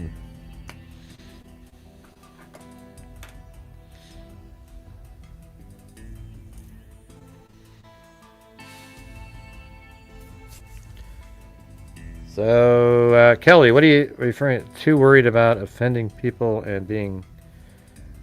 but how would they offend people? The conspiracy theorists, they don't offend anybody. Their group, they'll say anything in there and it's okay. I don't care either. I don't care. Like, my thing is... I mean, I like having different opinions and so forth from people, but I don't like conspiracy theory that have already been disproven. The things that they say, and they just keep saying it over and over and over again. I just can't stand it. I don't know how to act when I see those things. Well, we could definitely use another challenge in here, you guys. So let's see if we can get one of those going. I got to use the restroom. No, Candace Owens is stupid. She started bitching about, see, look, they didn't talk. Oh, wait, what did Barron? Barron was like, hey, they didn't bring up the officer who met him. Why didn't they do that? They talked about it. And I said, well, Barron, if you said you were an attorney, right? This is a probable cause hearing. They don't have to present anywhere near all the evidence that they've got, just enough to show, that there's probable cause. I mean, the guy he doesn't even tell the truth to his own people. I mean, he's a lunatic.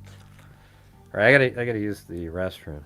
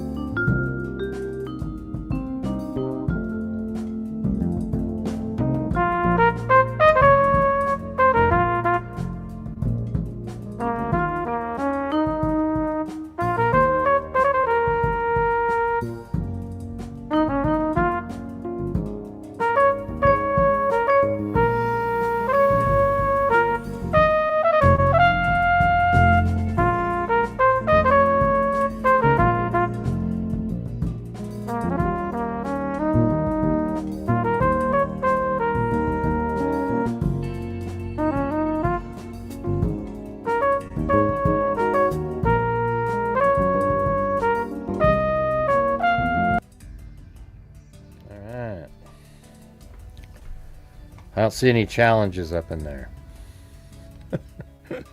Man, you guys. There's only like 3 people typing. Is it this not interesting for you guys? Who recused himself?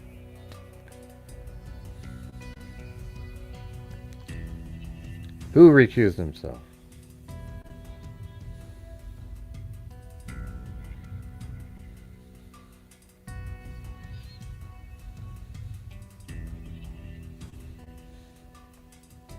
Well, motives doesn't even matter in this one, you know.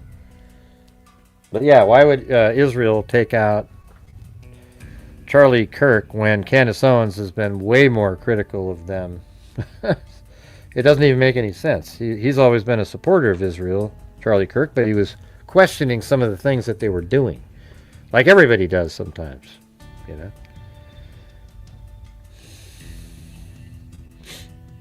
Okay, recuse himself from what? Why would he recuse himself from a case that's already over?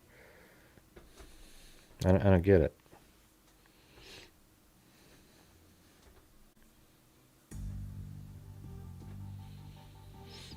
Yeah, and then you got these people talking about the .223 caliber bullet on a roof somewhere. Well, what relevance does that have? That there was a bullet found on a roof. That's a .223 caliber when Charlie Kirk was shot with a 30-06.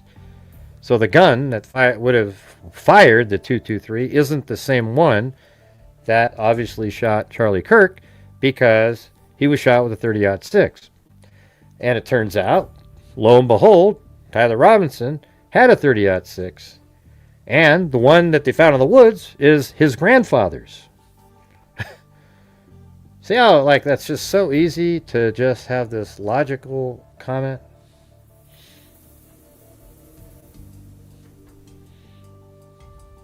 And Tyler Robinson's DNA was on the trigger, on the bullet that shot Charlie Kirk, the casing.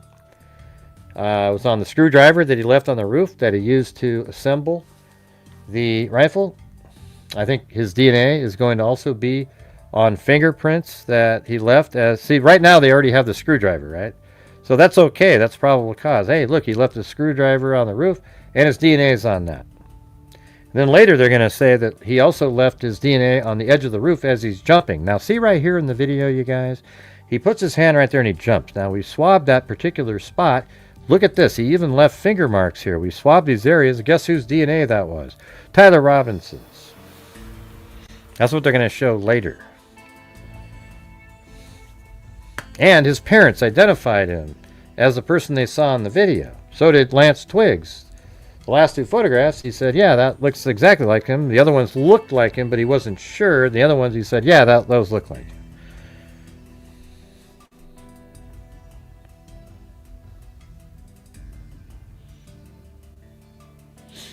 Well, that's just it. Like, why are there delays? I don't know. There shouldn't be any delays.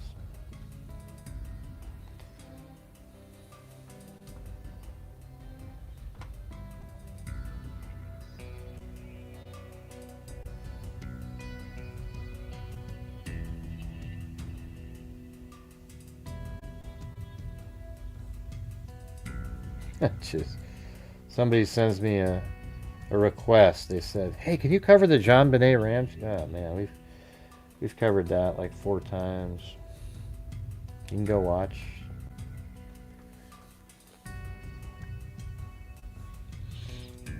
There you are. I thought you just bailed. But hey guys, I need your guys' support on the channel here. We are currently stuck at 50% of the goal. If you have the ability to help support the channel, my channel relies on you guys watching to survive. And we also have, at the end of the month, I take any ad revenue, the super chats, the gifted memberships, etc. And I try to donate in the thousands of dollars every single month to our true crime related charities, and a DNA fund that we have, and a scholarship fund that we have, etc. When you guys aren't helping the channel, and it looks like it has in here tonight, basically, other than 1 or 2 people, we don't make it. All right, so if you guys have the ability to, it would be great. We don't have a huge crowd in here, but you know, everybody in here is welcome. You know, chat, do whatever you can. If you can't afford to support the channel, then don't do it. But if you can, I would appreciate it. It just seems like tonight's one of those nights, I guess. I guess every night can't be the same.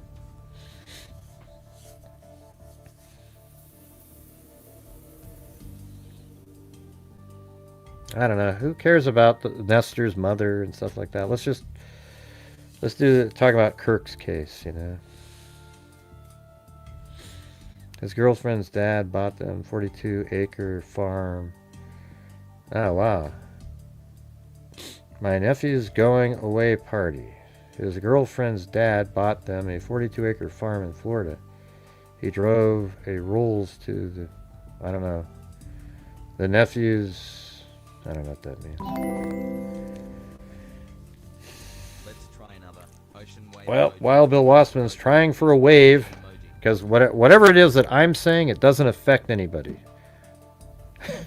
Nobody, like I'll say, could you please help support the channel? It's almost like nobody's listening.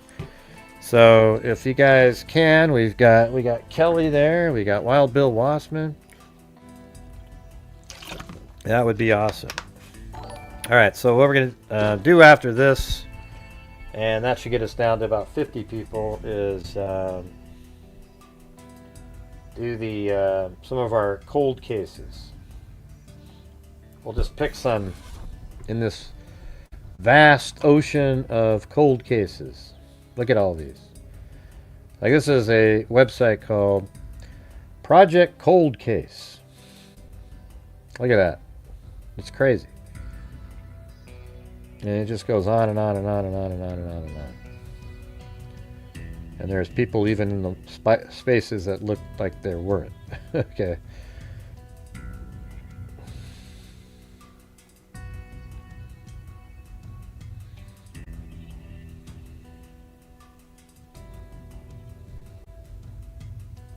Guess there's not one there.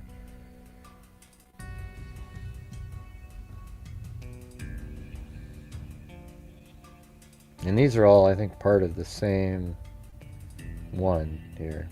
This is, yeah, I think that Boston Strangler. I think that one is.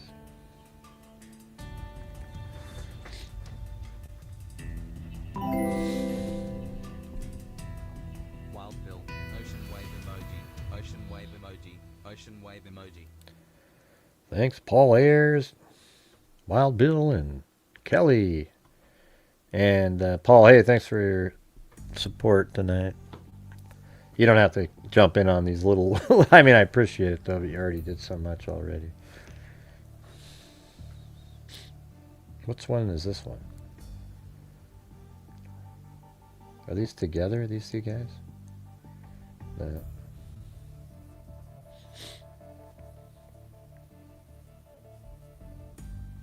Should we look up this one? Yeah, well, and this isn't even close to how many there are. This is just like whatever these agencies were, hey, yeah, upload that one, you know. These are, I mean, we're looking at 1, 2, 3, 5. There's 10 per page. There's probably, you know, a few thousand in this thing right here.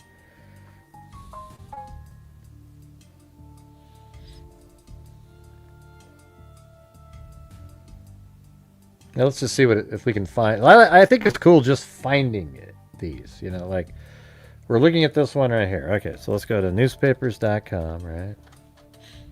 And then you type in Calvin Lane, right? But then you put quotes around the front and the back, because that way it has to have that in order. And then you say February of 1969. And then over here, you put Arizona, just Arizona would be good. And then, boom, right? Oh, thanks for sending a coffee. So he doesn't show up in there. And he doesn't show up at all. So this is one of those ones where the story likely never even made the paper. Let me try Tucson, Arizona. Oh, that was it.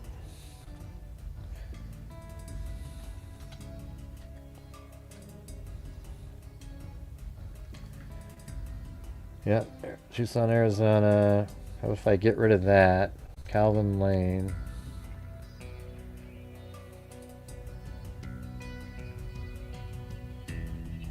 Maybe 1970. Yeah, so he's not in there. He's not in there.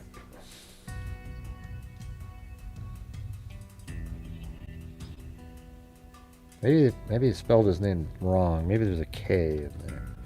I'm sure it's not, but.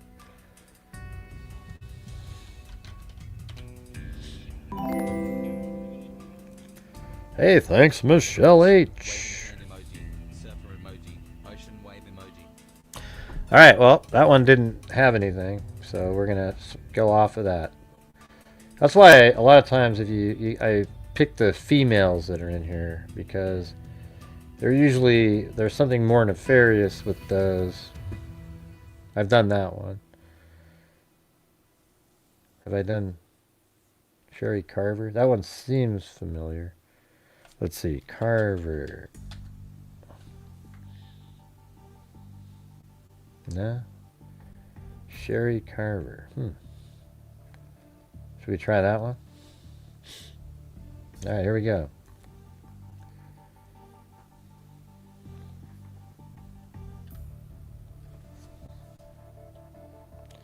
Sherry Carver. October 1983 in Oklahoma. Alright, will it show up with anything? It looks like that might be her because it said private. Wow. What's going on here? Hey, before I get too into this, let me see. Because sometimes I have these in my old archive files. They're in there.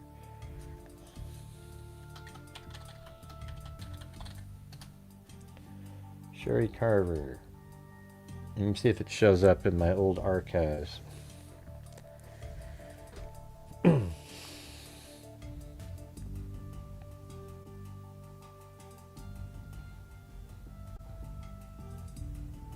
Yeah, you like the name Calvin?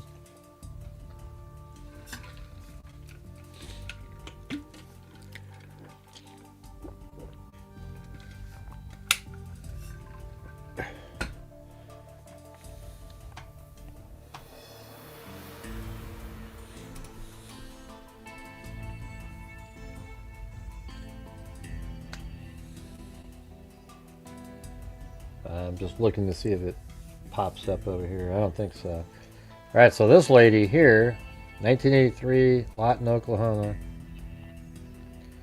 said, the nearly decapitated body of a 29-year-old woman was found Wednesday morning on the floor of her home. The body of U.S. Army Private Sherry L. Carver. Let's see. I'll put her in here. Sherry L. Carver, 1983. 10/19. And then she lives at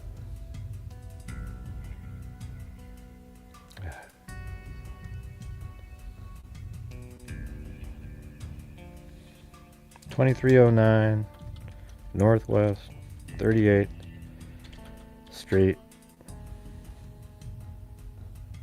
Lawton, Oklahoma. There you go. Right there.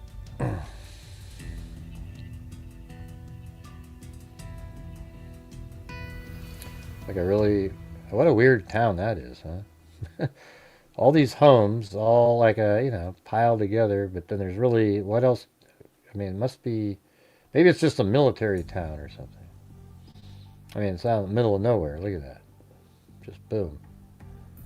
It's not even very big.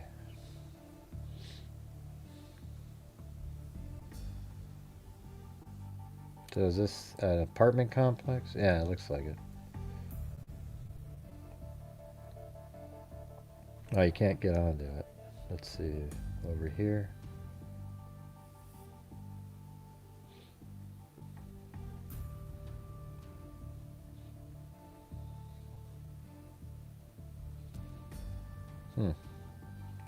Almost looks like a hotel or something.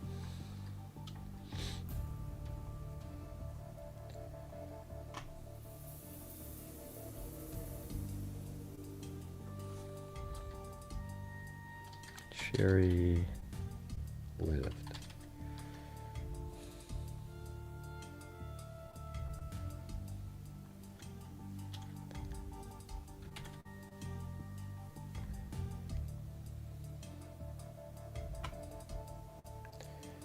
All right, let's see. She was in apartment 81.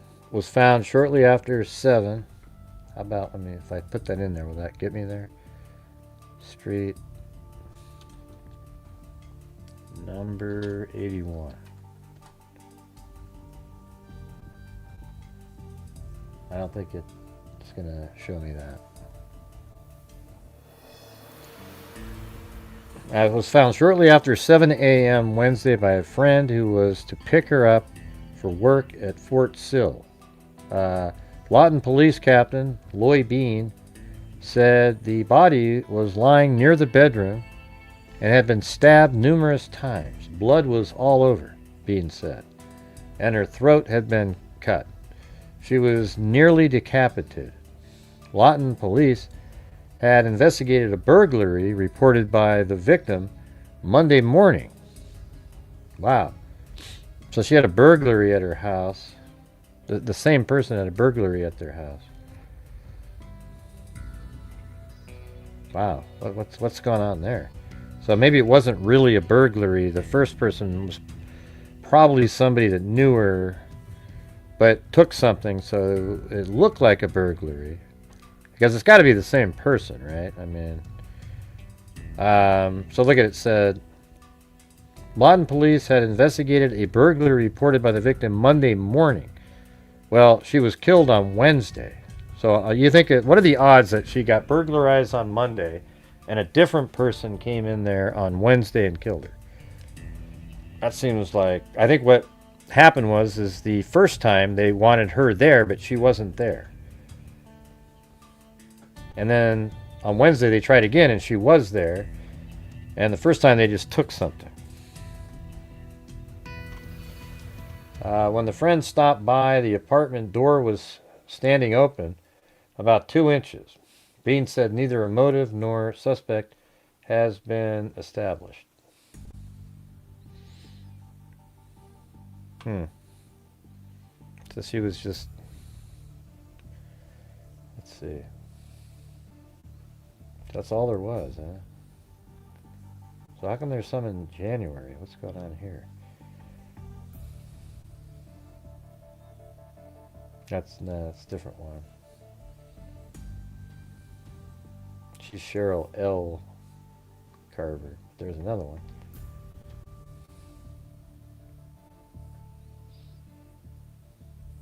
Well, how about her name does not show up another time in 83. How about 1984 to 2000?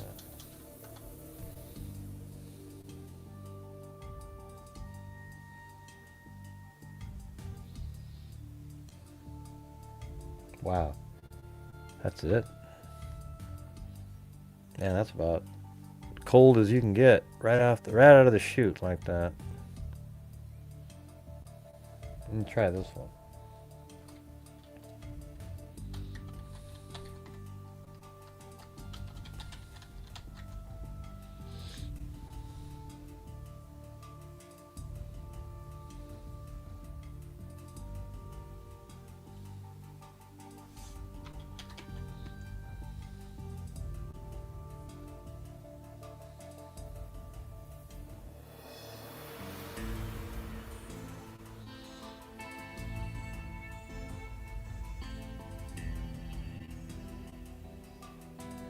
Okay. See what happens. That had none from there. Jeez, that just sucks. Look at that, man. That's a crazy case to not have any more articles. Cheryl L. Carver. And look at, like, people have looked at it. These other blue outlines are somebody else looking at it. Here, let's look at it out of here. Who killed Cheryl Carver?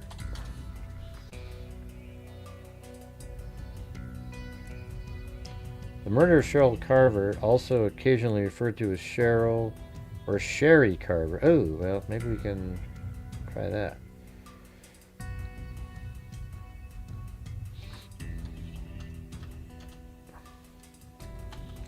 Sherry Carver, 1983, Oklahoma. That didn't help at all.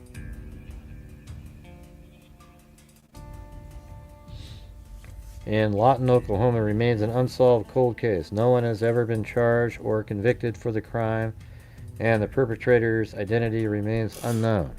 On the morning of October 19, 1983, the 29-year-old Army private and mother was found brutally murdered in her off-base apartment. She had been stabbed numerous times and nearly decapitated. The Lawton Police Department found evidence of a struggle, and it was noted that Carver had reported a burglary at her apartment just days prior. How about this is maybe this one right here. I usually have a better, there we go. So this is the same site, but a breakdown of it. So let's see what it says in there. Usually they talk to the family, etc. Alright guys, I'll try one last time for tonight. If you guys could please help support the channel. We're still just struggling around at, we're basically $140 short of just the minimum goal that we normally do. So, if you guys have the ability, that would be great. Growing up without a mother is one thing. Growing up without many memories of your mother is another. I do remember going to the movies with her one time. Alicia Carver recalled. We went and watched an Army movie. That's the only memory I have. Alicia was only 4 years old when her mother, Sherry Carver, was killed. Sherry had a wild spirit, as Alicia described it. She ran away from home a time or two and struggled with drugs when she was young. In 1979, Sherry joined the Air Force. That same year, she gave birth to Alicia. Sherry had a big spirit. I wonder where the father is here. Her daughter said she jumped out of airplanes in the Air Force. Sherry would serve 2 years in the Air Force, being stationed in Germany and Puerto Rico. After her service, Sherry returned home. Her mother then convinced her to join the Army. After completing basic training in Pennsylvania, Sherry was stationed at Fort Sill in Lawton, Oklahoma. It was there that Sherry would spend the final days of her life. On October 19, 1983, Sherry was found in her off-base apartment, dead from numerous stab wounds. She was nearly decapitated. The Lawton police captain stated at the time, some reports indicate that, the Lawton police captain stated at the time, some reports indicate that Sherry was stabbed upwards of 40 times. Wow, and they didn't talk about it more than the one article? Hey, thanks Wild Bill, 6 Kids UK, and Cheryl Bullock. Hey, where were you, Cheryl? You're always first. Thank you. That's funny.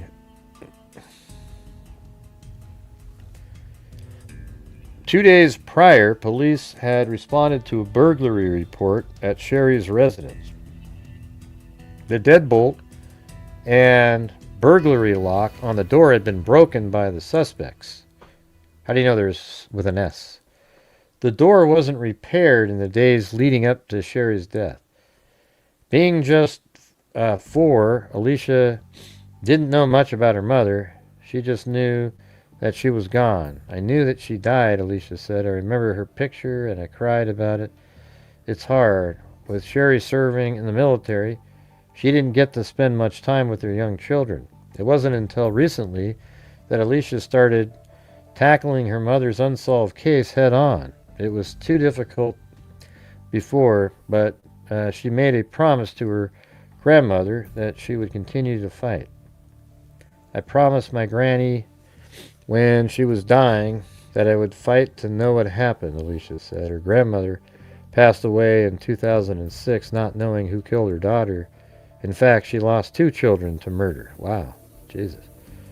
When Alicia turned 41 in 2020, she knew that it was time to start the journey.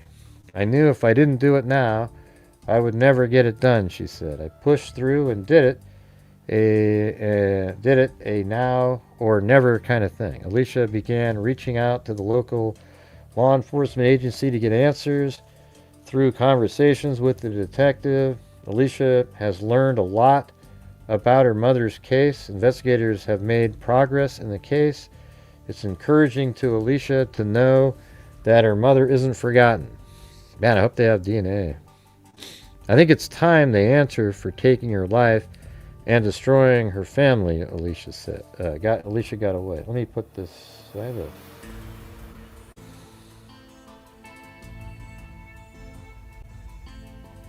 I think I need to make a folder.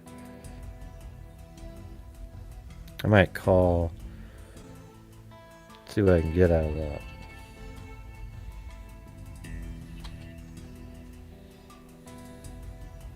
Sherry Carver.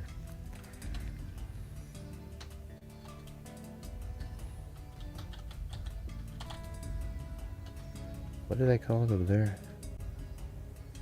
Yeah, Cheryl Carver. Yeah.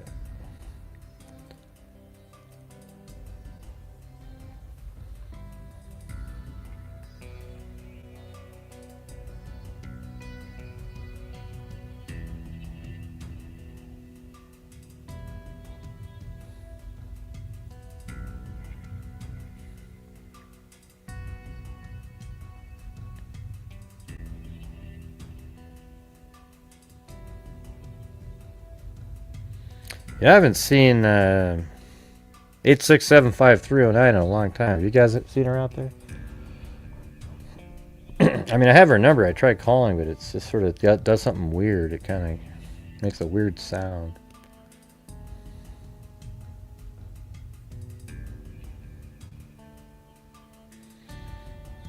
Alright. I think it's each year Alicia and her family return to the cemetery where her mother is buried with flowers. I just want to find out who did this to her and get justice.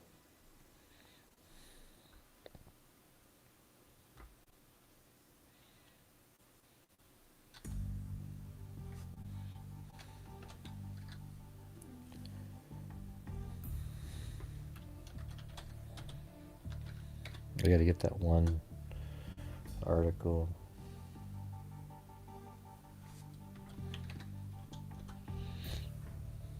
There it is. That's all there was. Just that one.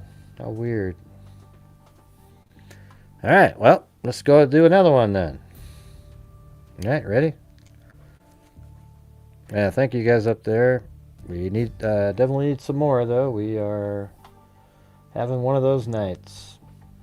That's what always makes me nervous. As soon as the big, the trials and all that stuff go away, we get right back to the nightly struggle grind.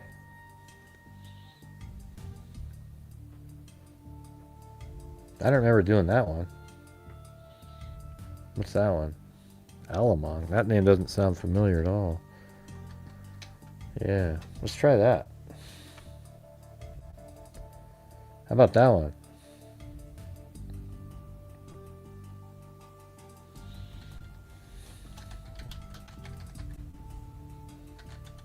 I'll see if I can get a hold of the daughter on that last one. See what happens.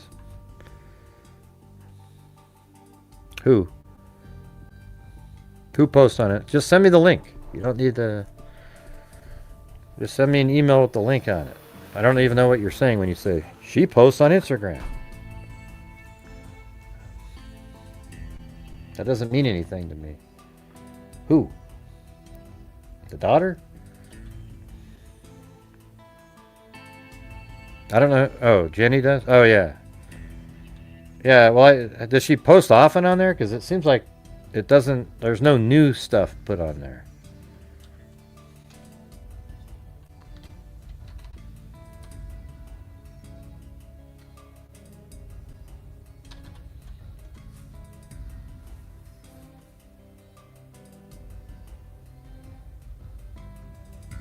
I haven't seen anything new on Instagram from her.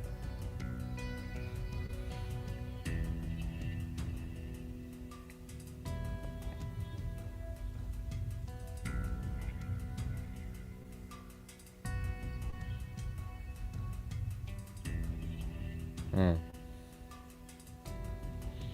don't know, man. I was always there, calling, making sure she was fine, and then one day, I don't know, just on here, she just disappeared. I have no clue. I always think that's weird. Especially, what I think is weirder is when people, when they disappear, they don't explain anything. Like, you don't even know anything. You just sort of, one day you don't ever hear from them. It's kind of an odd thing.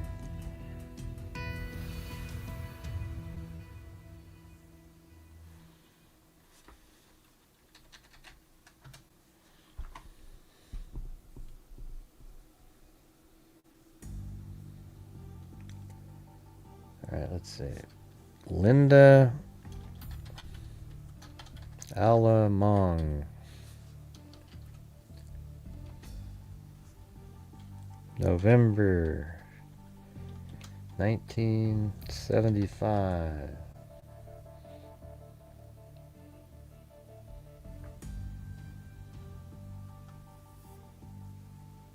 Well, why'd you tell me to hit that one if you don't have her in there? Maybe I tried it before.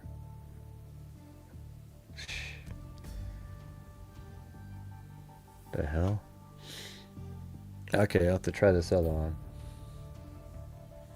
That doesn't, she had none in there. Linda. I bet there's nothing in here either. Alamong. 1975. California.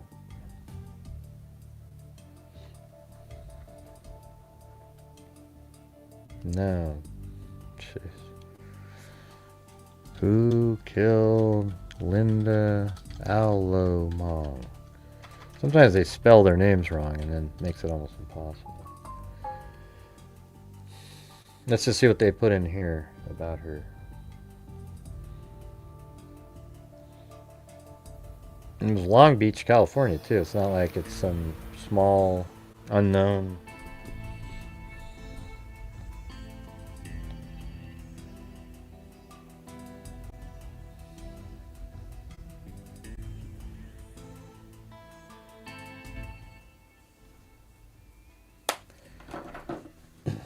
Let's see. July 5th, 2021. That's when this is written.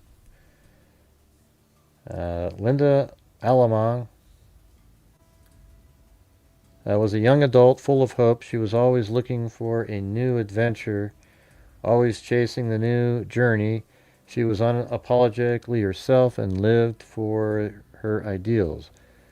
When alone, I can smile. Being lonely is better than being false, Linda would often say. That all ended when she was murdered in 1975 at the age of 25. Her body was found decomposed in an oil field. This murder has never been solved. Linda lived most of her life in Long Beach, California, but she was known for her wanderlust and never stayed anywhere for too long. She was whirled into the zeitgeist of the late 60s and pursued excitement wherever she could find it. At the age of 17, she married Donald O'Connor soon after meeting him at a party after he had returned from the Vietnam War. They moved to Colorado together. However, she was unhappy there, and Donald knew it. I bought her a ticket to L.A. and told her to go if she wanted, Donald said. When I came back home that day, she was gone. Jeez. Donald, however, ended up following her. She was pregnant, after all. Their daughter, Shannon Miller, was born soon after. Donald took custody. Afterward, Linda lived as a wanderer. She would come back to Long Beach whenever she wished, but wouldn't stay for long. She would leave unannounced and disappear for months. Sounds like a really irresponsible type. Without a word to anyone. She was only 25. She wasn't ready for kids, Shannon said, who was only a few years old when her mother died. I'm sure she would have grown out of it. Well, you'd hope. In March of 1975, Linda married a man named, so I guess she got a divorce. So this is 75, and she, later that same year, she disappeared. Linda married a man named Luis Flores. No one around Linda seemed to know who Flores was. By September, she was married again. What the hell? Like, you got married and then divorced and then remarried again in September? She was married again, this time to a man named Harvey Walters. She and Walters married in Las Vegas. But this is crazy. This is like something out of a movie right here. It's ridiculous. She and Walters married in Las Vegas, but no license has ever been discovered. Therefore, it's most likely not a legally binding wedding. Walters was a part of the Hells Angels biker gang. In November, Linda was found dead. Her clothes had been pulled up to her neck, so she was assaulted, with her dress covering her face. She died from blunt force trauma to the head with a large concrete slab. Due to her unpredictable lifestyle, nobody reported Linda as missing. She was found several weeks after the murder by a high school student looking for lizards. Her body was decomposed to the point that they couldn't immediately identify her. The police didn't conduct a thorough investigation due to the lack of information, and they have since lost the files for the case, as well as the murder weapon. Jeez. Let me guess, a flood came through. This is, man, what a joke. Shannon Miller never had a chance to know her mother. She was raised by her father and stepmother, who happened to be a close friend of Linda while growing up. Shannon grew up near her maternal grandmother, who was raising Linda's two sons, Shannon's half-brothers. Shannon always thought that her stepmother and stepbrother were true blood relatives, and her brothers down the street were simply friends from the neighborhood. Then Shannon learned the truth. She learned about her mother's story while visiting her paternal grandmother. However, most people around her were tight-lipped when speaking about her mother, and Shannon learned to stop asking about it. In recent years, Shannon has had a renewed interest in the death of her mother, despite never truly knowing her. I just think it's wrong that the killer got away with it, she says. They got to live free, and they might still be out there. Despite encouraging initial contact with the Long Beach Police Department, the investigation didn't seem to move forward much, if at all. Investigators openly discussed with Shannon that the evidence was no longer available due to the age of the case. Whether it was destroyed, misplaced, thrown out, or simply decayed beyond use, there wasn't much more the detectives could do at this point. The death of Linda Alamong was a tragedy. The perpetrators haven't been brought to justice, and Shannon wished she knew her mother better. Throughout most of my life, I wish she was there with me, Shannon said. After having my own kids, I couldn't understand how she could give this up. What a weird case that was. Jeez. I mean, I was like, no chance of being solved, really, unless somebody says something. Lost all the files. I mean, I don't even think they have the files, you know? It's ridiculous. All right, well, what's the next one?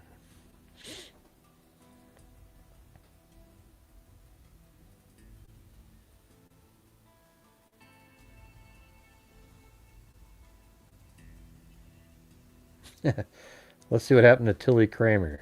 All right, here we go. That was before I was even born, this one. Tilly Kramer. February 1965 in Chicago. Might not even be in here. Nope, there it is. That's in there. Oh, cool. This might be an interesting one. Let me put the folder in there for Tilly Kramer.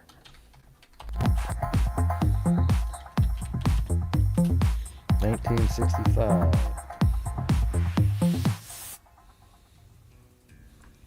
Love these cold cases. Yeah, I like them too. But look at, we're already down to like, I mean, we're not too many. I mean, it's about the same as we had earlier. Thank you, Jessica Schubach. And if any of you else out there want to help support the channel, that'd be great. You know. I don't know what else to say. All right, here we go. So this is her. Like, that's her right there, you know. Yeah, let's see if that's still there, that house. Hold on.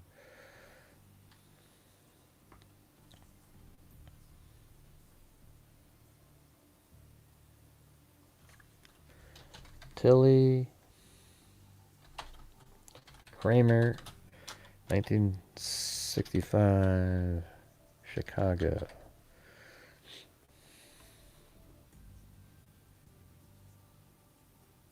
All right. And then we can go over to 49, 46, South Honore Street. And there it is, Chicago, Illinois, right at the top. I bet it looks similar. Chicago has those areas that, let's see.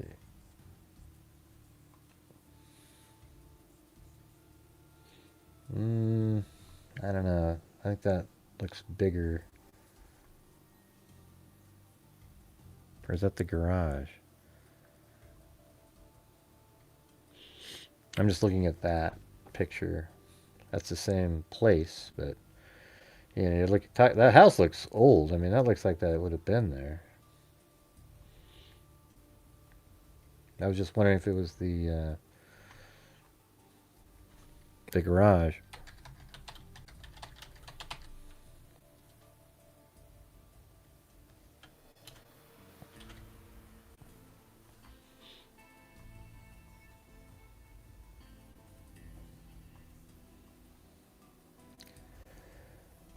Yeah, let me go back. I bet you if we go back to... No, see, it's been there. 1999. It looks like the same. Yeah. Yeah, so that must have been... These are all post-1965. I would think. Let me go down to the street. Because they look old. I mean, what's going on? Ugh. Jesus. I can't... I'm not even sure. But it's these brick houses there. Like, for some reason, I can't get over there. But we can sort of see it from up in the air. I mean, they kind of have that look like they're older, but maybe they're, you know, after 1965. Yeah, I don't think it's there anymore. But anyways. Police examining body. You can literally see, look at that, right there. I don't know if you can see that, but On the ground right there, there's a blanket over her, and right there. Miss Tilly Cross Kramer, 73, 4916 Honor Street, was found beaten to death early yesterday in a gangway at the rear of 4946 Honor Street. She apparently was the victim of a sexual assault. That's crazy. See? She's 73 years old, and remember how everybody goes, oh man, nobody does that. Well, here we go. Here's one right here. 73. Now, she apparently was a victim of the R word, ist. Okay. A neighbor going to work found the bruised and scratched body. The victim's clothing was in disorder. Police said fingernail scratches on the victim's face indicated that the attacker clamped his hand over her mouth to stifle screams. Merlin, like Nidron or something, deputy police superintendent, said that blood was found on the side of the garage. Maybe that's what it is. Wow. So blood was found on the garage about 30 feet from the body. So is that what that is then? In that picture that we were looking... Oh, I guess we have to go up here. So that must be the garage then. And let's see if that house... let's see that one over there. Let's just see if that's there. That would be on the other side of the street.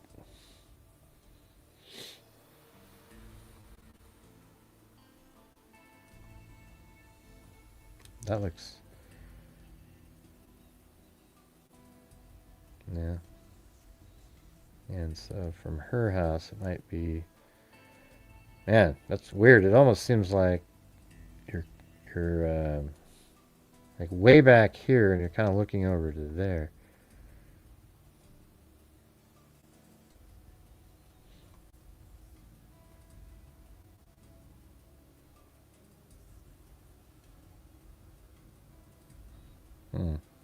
I was looking at that roof there that's flat way up there, but then goes down. I don't see that. I guess it'd be over here though, wouldn't it? Yep, none of those really quite look like that.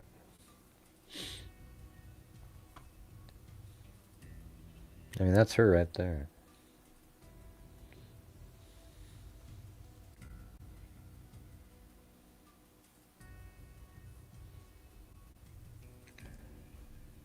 All right, and it says, a coroner pathologist estimated Mrs. Kramer was attacked at about 1 a.m. and died about 4 a.m. Her body was found at 6 a.m. So she was attacked at 1 a.m.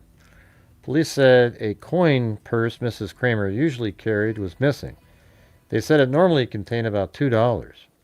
Mrs. Kramer was last seen about midnight Thursday after leaving work as a cleaning woman with 5 other women in a building at 330 South Wells. Let's see if that's 330 South Wells Street. She was a cleaning woman. She cleaned this building, somewhere in this building right here.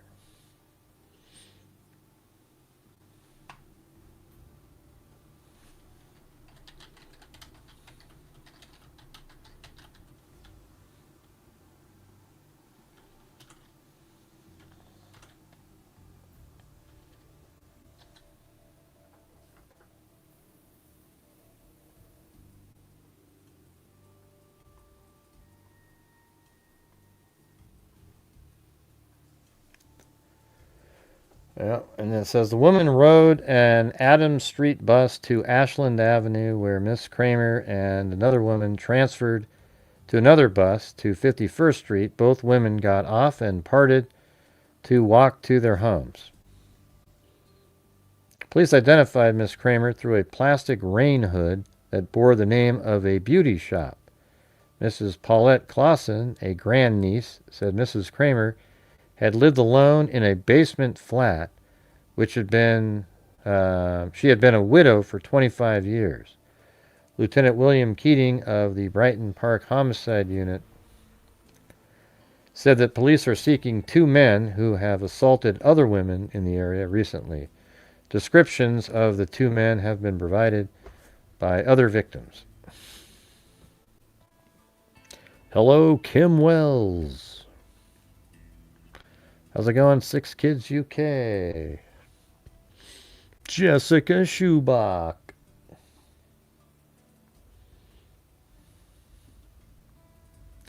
February 20th. Neighbor's question. Is gangway basically the same as an alley? I don't know. 20th. Did she show up anymore in here? Oh, man. That might be about it. Poor Tilly Kramer.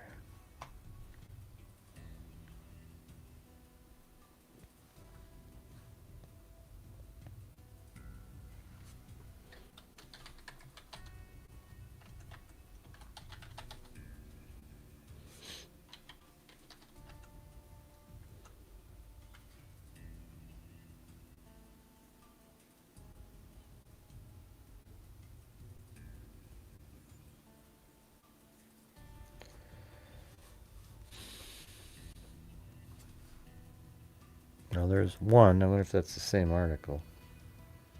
Looks like it.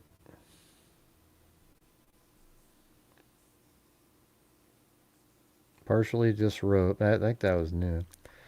Okay, here we go. The beaten body of 73-year-old Loop building cleaning woman was found Friday morning in a gangway at 4946 South Honor.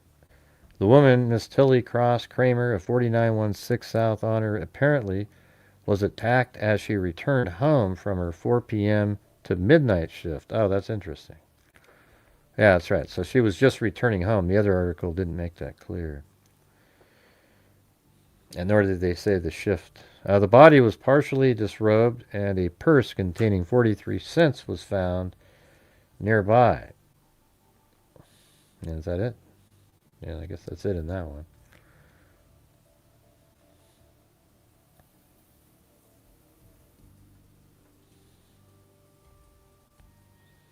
How about 1985? Let's just see if she shows up at all again.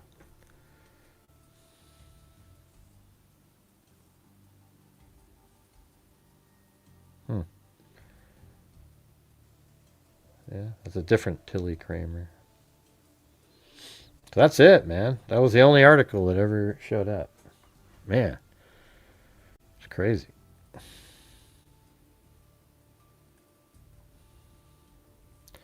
So that's it. Well, rest in peace, Tilly Kramer. Let's see if there's a... Let's go look at this. Who killed Tilly Kramer?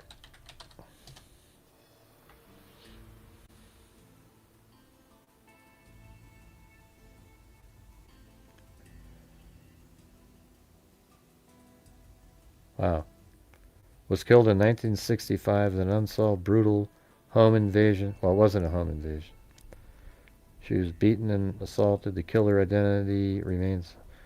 let's see. Okay, that wasn't there.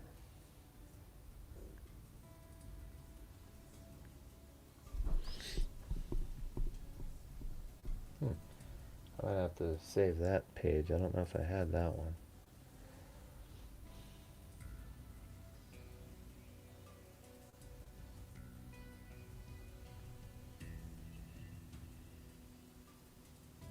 Oh, that's a different database than they used to have.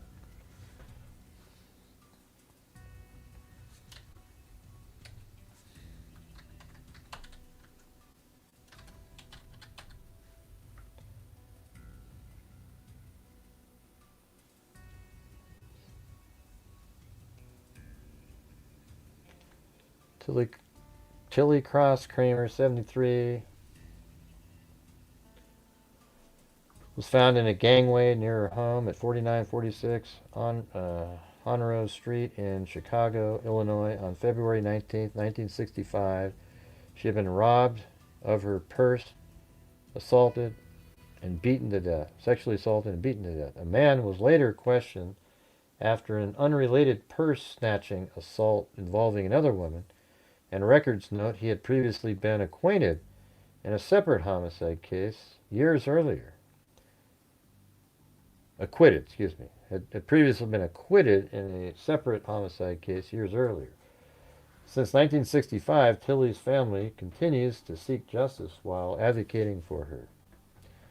Anyone with information is to call the Chicago Police Department at 312-746-6000. Well, there you go. All right. So there's that one.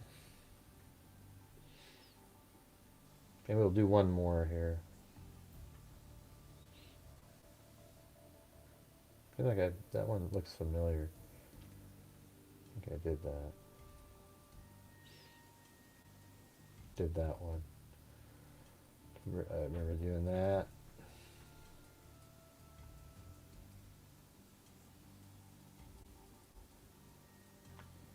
Seems like I've done that. Sherry Case. Let's see.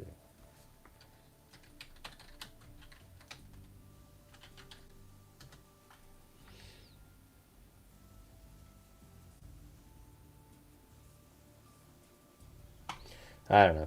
Anyways, all right, guys. I don't think I'm gonna take the other time. It's just, I'm just typing. Nobody's really here, and it's okay. I get it. I didn't cover anything that was a big case tonight. That's cool. Sorry. I always do these experiments hoping that one day it'll get back to what it used to be, but it isn't.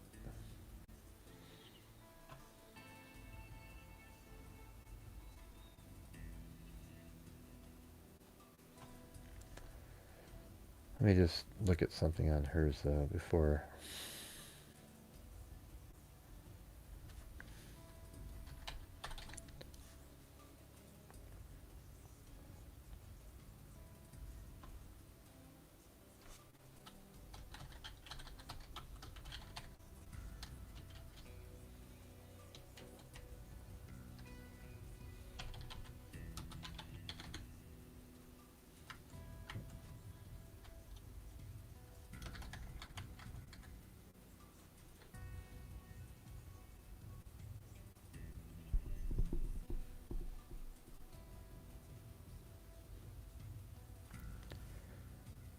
What's this one? The young female murder victim. This is, I guess this is, what a weird way to write an article. The young female murder victim whose body was found Monday morning has been identified as Sherry Lynn Case, 17, daughter of Mr. and Mrs. John Case of Cahokia. Dental records were used to verify the identification, according to St. Clair County Sheriff Department investigators. A set of keys with a leather tag bear her name, Cher, provided authorities a clue towards identification, according to Sergeant Jim Lay of the Sheriff's Office. The young woman's body was found late Monday morning by a Bellevue man who was jogging in the area of the abandoned Illinois Central Gulf right-of-way near Town Hall. According to a pathologist's report, a strong, thin wire had been used to strangle Miss Case. She had been reported missing more than a month ago, according to records. Miss Case was a 1977 graduate of Cahokia High School and had been employed at the Venture store in Fairview Heights. Authorities said the jogger who found the body had been drawn to the site by a strong odor. The girl's fully clothed body was found under debris in a small gully partially filled with water. A portion of her clothing extended from beneath wooden slats and stones apparently used as concrete, authorities reported.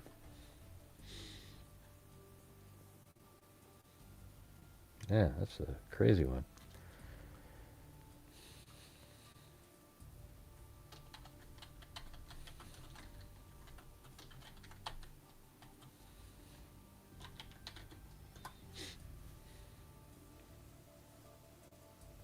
I don't know if there's any more in here at all.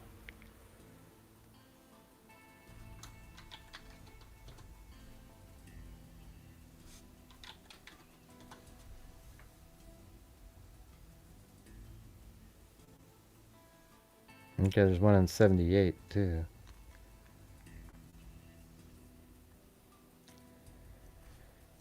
St. Clair County Sheriff investigators are continuing inquiries and awaiting lab reports in connection with the death of Sherry Lynn Case, 17. This case was found strangled December 19th in a gully near the abandoned Illinois Central Gulf right-of-way, west of Belleville, off Town Hill Road.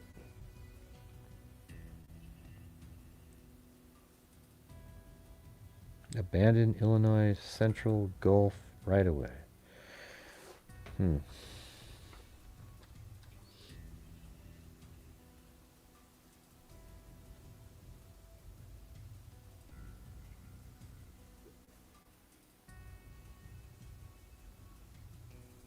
me see if I can find that.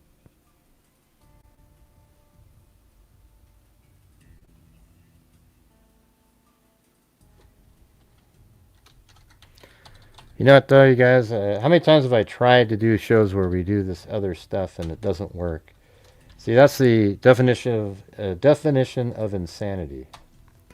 Where I keep doing the same thing, hoping that it'll work, you know, and it doesn't.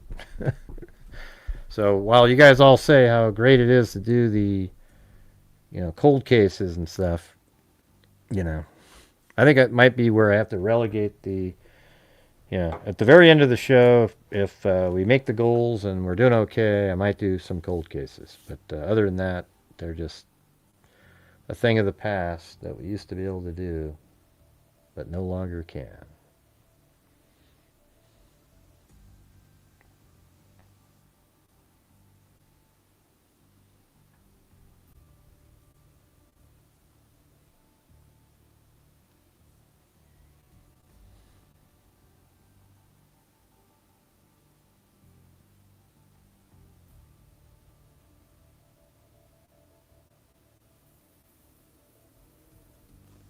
And it really feels like I'm talking to a brick wall. I mean, like Lisa just typed something in 3 minutes ago, and there hasn't been a comment since. And that's when it's almost unbearable, you know. Those are the days where I just feel like, you know, I don't know, you guys. I get these emails, Gray, you gotta sound more positive. You gotta be more. Well, how do you be positive when you got 90 people watching and it's just nobody's interested in other stuff? You know, when I say nobody, I mean the masses. You know, they just want to keep talking about the same thing every single day. You know, I don't know how to be different. You know, I mean, when nobody's typing, I have no chance of reaching a goal because nobody's interested. You guys can pretend that you are, but it isn't true.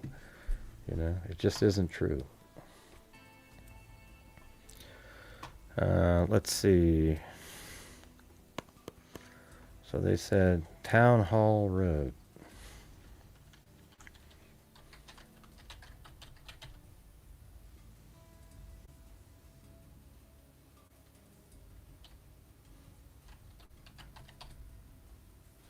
I don't know. Is that it right there? It was found strangled December 19th in a gully near the abandoned Illinois Central Gulf. Is that a golf? What are they talking about?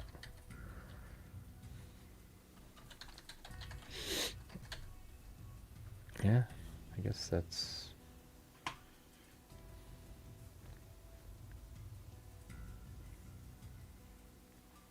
Oh, that's a railroad.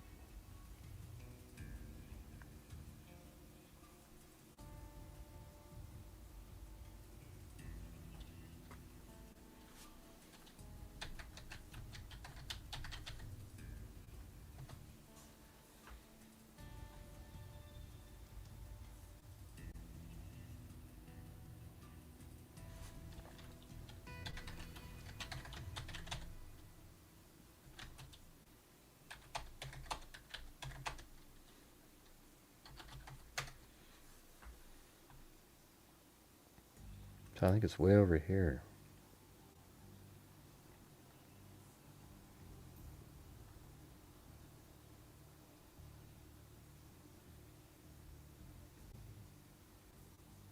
I don't know where the railroad tracks are, though.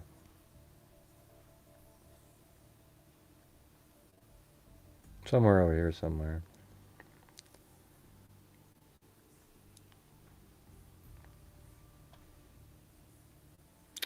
Right. People say that, but you know, it's just I don't believe you guys. You know.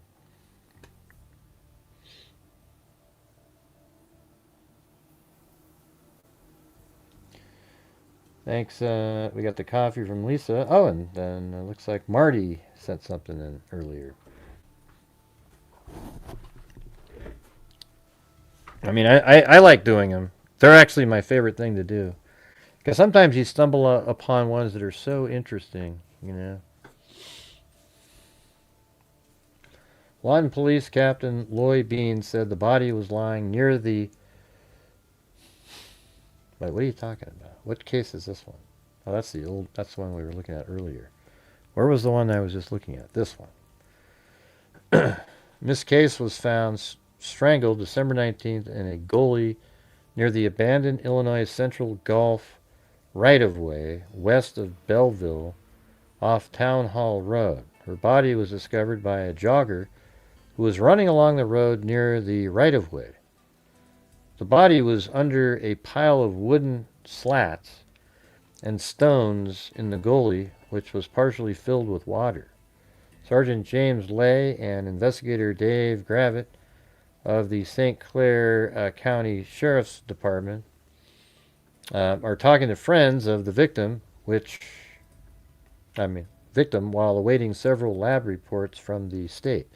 The girl's body had been in the gully for approximately a month, according to investigators. She had been reported missing more than a month ago, according to the records of the Cahokia Police Department. The body was identified by a set of keys with a leather tag inscribed with the name Cher and from dental records. A pathologist report said Miss Case had been strangled with a thin wire. Miss Case, the daughter of Jerome Case, Cahokia, was a 1977 graduate of Cahokia High School.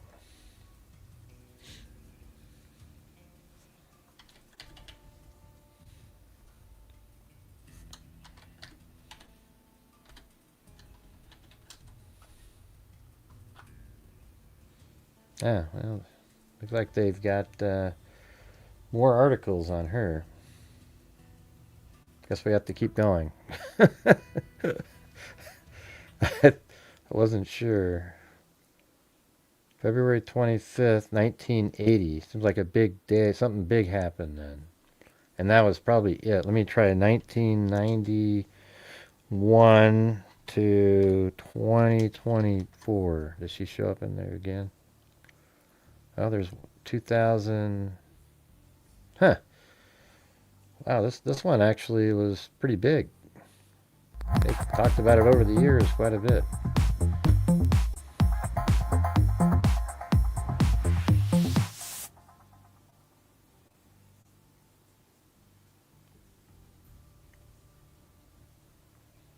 Hey, thanks, Lisa.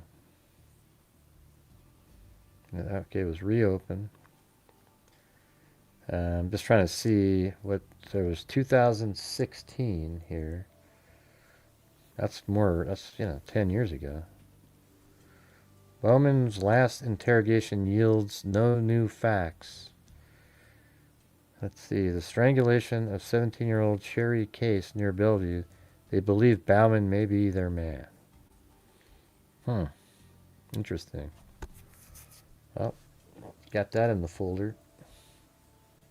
Maybe we need to do this one all by itself another time. There's a lot of reading on this.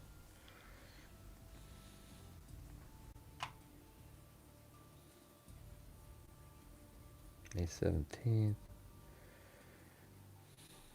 Police interview people in old case. Interesting. They probably found like a serial killer, and that's that guy. I'll do the night. Yeah. I know, it's kind of like all or nothing. You either do them all or...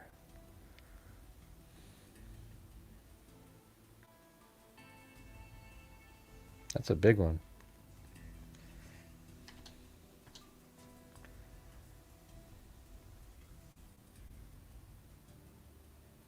Ah, look at that. That's big. Should we do it? I mean, it's already late, but I'm just like, oh, man.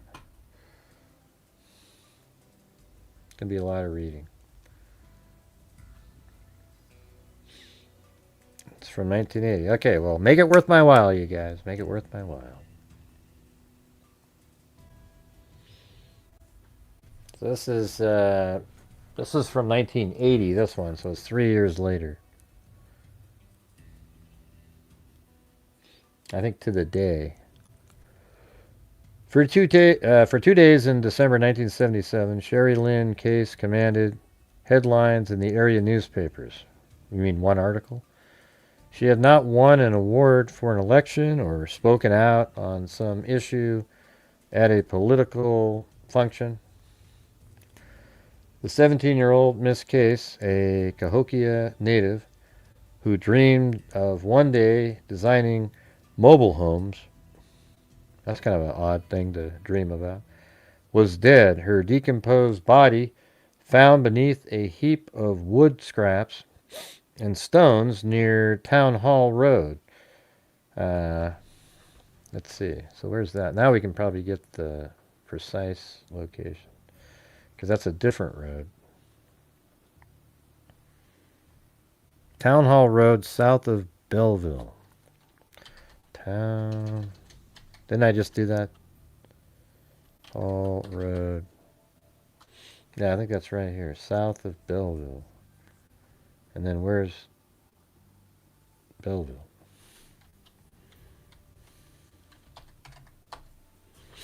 Is it just right here?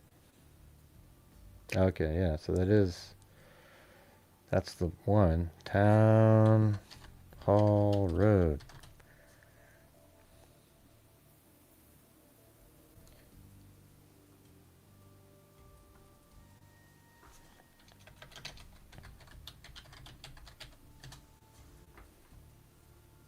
Now I've lost the road that I had. Jeez.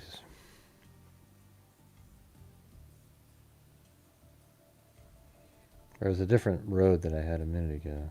That wasn't it.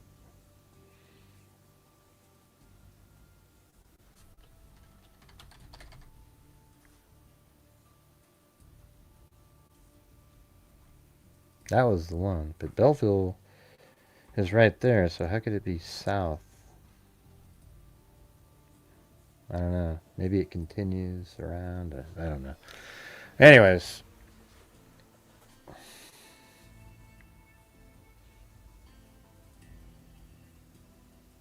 Almost 2 months after she was reported missing. So 2 months after she was reported missing, that's when they found her. It took 2 days for the body to be identified. And in the opinion of her parents, 2 days also was the length of the investigation into their daughter's abduction and murder. More than 2 years have passed since Miss Case's body was found. Her mother, Carolyn Case, believes her daughter's murder was forgotten in the midst of investigations into the abduction and murders of 2 Bellevue residents about 5 months after the body was found. I had a child too, she said. I'm a mother who's hurting. They act like she hasn't lived. The death of Sherry Case was a shock to her parents. her 2 sisters, her brother, and her friends. She had plans for the future, her mother said. The teenager had enrolled at Belleville Area College to study data processing and photography. All right, guys, please help support the channel. She had talked about studying mobile home design. Knowing that their daughter's plans would never be fulfilled added to the Case family grief. But the family has found Sherry Lynn's death even harder to bear because her killer has never been caught. Authorities say the failure to catch Miss Case's killer has not been caused by the forgetfulness of investigators. It was a case of the department running out of clues to lead them to her murder. Sergeant Jim Lay, Chief of Detectives for the St. Clair County Sheriff's Department, said there's always a time when you get to the point when you've talked to everybody there is to talk to, and then you go back and talk to them again, and still you have no clues. You're always hoping for a lead. It's not like we found the killer standing over the body. Details surrounding the disappearance and death of Miss Case are sketchy. About 9:30 p.m. on Friday, October 28, 1977, Miss Case and her husband of 24 years, that must be the mother. I mean, that's 24 years, John took their daughter to the home of her boyfriend, Gary Allen Williams of rural Centerville. Police say Williams is not a suspect in the case. He could not be reached for comment. Miss Case told her parents she would call them if she wanted a ride home, or she would stay at her boyfriend's house and have him take her to work the next day at the Venture store in Fairview Heights. Miss Case, who had graduated in 3 years from Cahokia High School, was working at the store to save money to buy Christmas presents. When Sherry Lynn entered the trailer of her boyfriend, it was the last time anyone saw her alive except for her killer. When the victim's boyfriend came home from work about midnight, he saw his girlfriend's purse and work smock. Sherry Lynn wasn't there. Wish I could put a couple of zeros on the end. It's okay. Thanks, Jessica Schubach. He assumed she had gone for something to eat. So, like, I guess it was like a trailer, and let's just try to figure that out again. So, Miss Case, who had graduated, okay, when Sherry Lynn entered the trailer of her boyfriend, it was the last time anyone saw her alive. So her boyfriend must have been there at the time, except for her killer. When the victim's boyfriend came home from work about midnight, he saw her girlfriend's purse and work smock. Sherry Lynn wasn't there, so she was abducted from that trailer. He assumed she had gone for something to eat. There was no food in Williams' refrigerator, only a few sodas. Mrs. Case remembers the next few frantic days. After we dropped Sherry Lynn off, so they dropped her off at the trailer, I guess, John and I went to Carlisle Lake until Monday. We came home and called Gary and asked where Sherry Lynn was. He said he didn't know. I had made a dental appointment for her for Monday and wanted her to take a check with her. That's when I decided to file a missing person report. I called everyone and every acquaintance she had. The day she filed the missing person report with the Cahokia Police Department, someone from the Venture store called Mrs. Case and told her that her daughter hadn't come to work Saturday and hadn't picked up her paycheck. The fact that her daughter had not gone to work added to Mrs. Case's concern, I'm sure.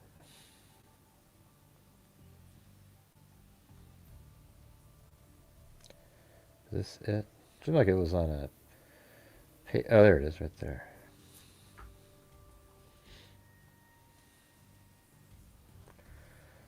But the crushing blow, the one that convinced Mrs. Case that her daughter was dead, came a few days later on the birthday of one of Sherry Lynn's friends. Sherry Lynn was the type that if it was your birthday, she'd call you on the phone and buy you a nice gift. If it was one of her friend's birthday, and even if she had run away, she would have called. She didn't call her. I knew then that she was dead, but I couldn't get anyone to believe me.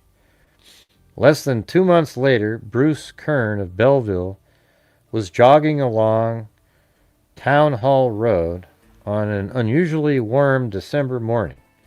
He noticed a foul odor as he neared a dirt road along the Illinois Central Gulf Railroad right-of-way. Below him was a shallow creek and a pile of wood and stones. He saw what he thought was a piece of blue jeans poking from beneath the rubble. As he neared, the odor grew stronger, and the jogger realized that there was something buried under the pile. It was the body of Miss Case, who had been strangled with a thin piece of wire still twisted tightly around her neck. She was fully clothed except for a sock taken from her foot and stuffed in her mouth. Wow. What the hell's going on here? It took 2 days for medical experts to determine the teenager's identity. The experts sifted through countless missing person reports at area police department and finally matched Miss Case dental records to those of the body. They came and got me at work when they found her, said victim's mother, a bus driver for the Cahokia school system the past 11 years. I wasn't really surprised. It was more of a relief. I knew wherever she was being held against her will. Yeah, it is sort of interesting that they think she was in the water for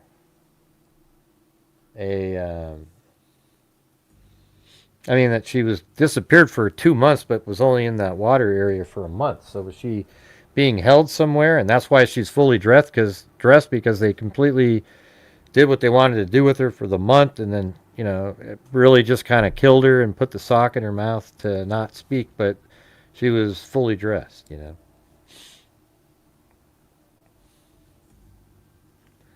Sheriff detectives questioned dozens of people immediately following the discovery of the teenager's body, but the investigation was over before it started. The investigation was a dead end when we got there, Leigh said. We started off a month behind because she had been there a while. Examination by a county pathologist determined the victim had died during the warmer month of November and not December. Okay, and not in December when her body was found. No exact date or time of death could be determined because of the decomposition. 5 months after Miss Case was found, 14-year-old Elizabeth West of Belleville disappeared while walking home from school late one night. A few weeks later, Miss West's body was found in a creek near Millstadt. That's interesting. I wonder if that's related. 2 months passed, and a 21-year-old Belleville woman, Ruth Ann Janey, disappeared after leaving work. Miss Janey's skeletal remains were found near Hecker in July of 1979. Oh, man, that sounds like a serial killer. The murders of 2 Belleville residents received extensive coverage from the area media, and in Mrs. Case's opinion, shoved her daughter's unsolved murder into the shadows. Every paper we ever read was about the other girls. I contacted everybody I could about the connection between Sherry Lynn's murder and the other, but everybody acted like, why bother? Gregory Bauman of Belleville was convicted and sentenced to life in prison last year for the murders of Miss West and Miss Janey. So that is like a serial killer. Lay said in, what's his name? Gregory Bauman. Keep that in mind. Lay said investigators found few similarities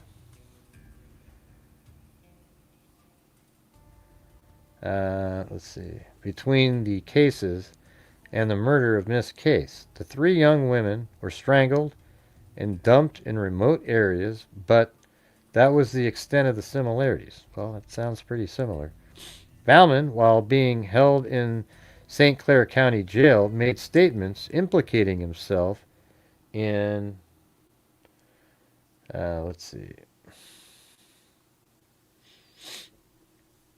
implicated himself in the West and Janey murders, but made no mention of the Case death. Lay said it would be easy to say he did it.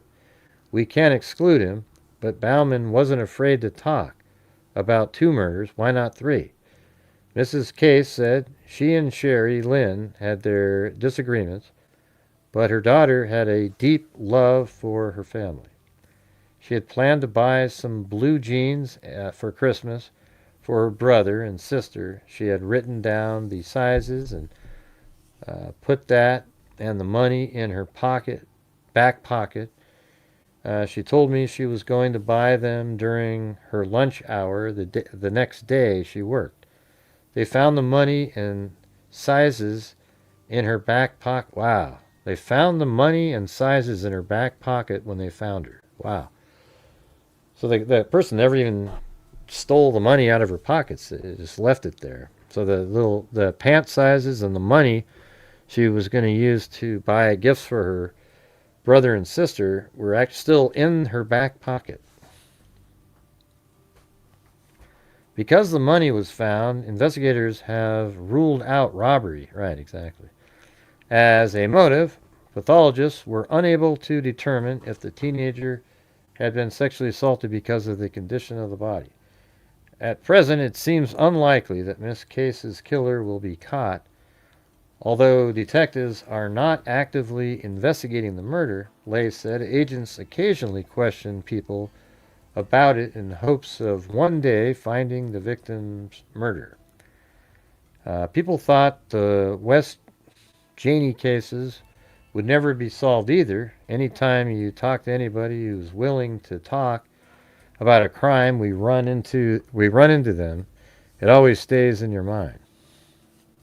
I keep going over it in my mind because I don't know why she was killed, and I want to know.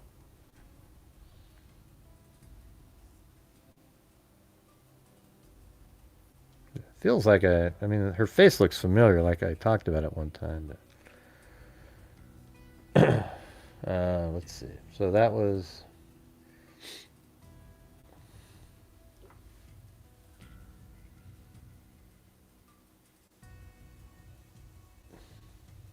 I thought I found one that was 2015. Where the hell did that one go?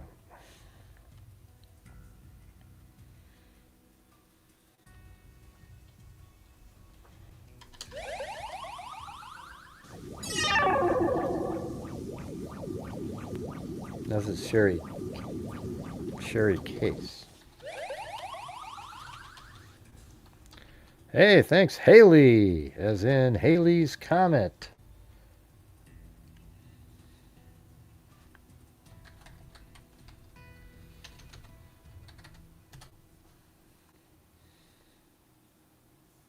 Yeah, so there was 2016.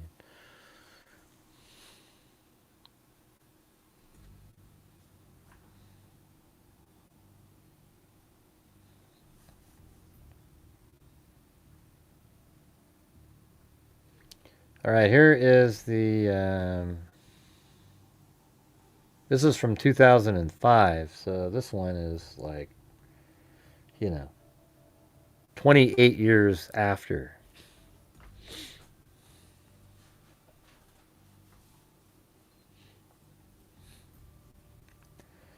St. Clair County Sheriff investigators continue to probe the 1977 murder of Cahokia teen whose body was found under a pile of construction debris near Belleville. Investigators interviewed people close to the case last week, said Lieutenant Steve Johnson, but he would not talk specifically about the evidence.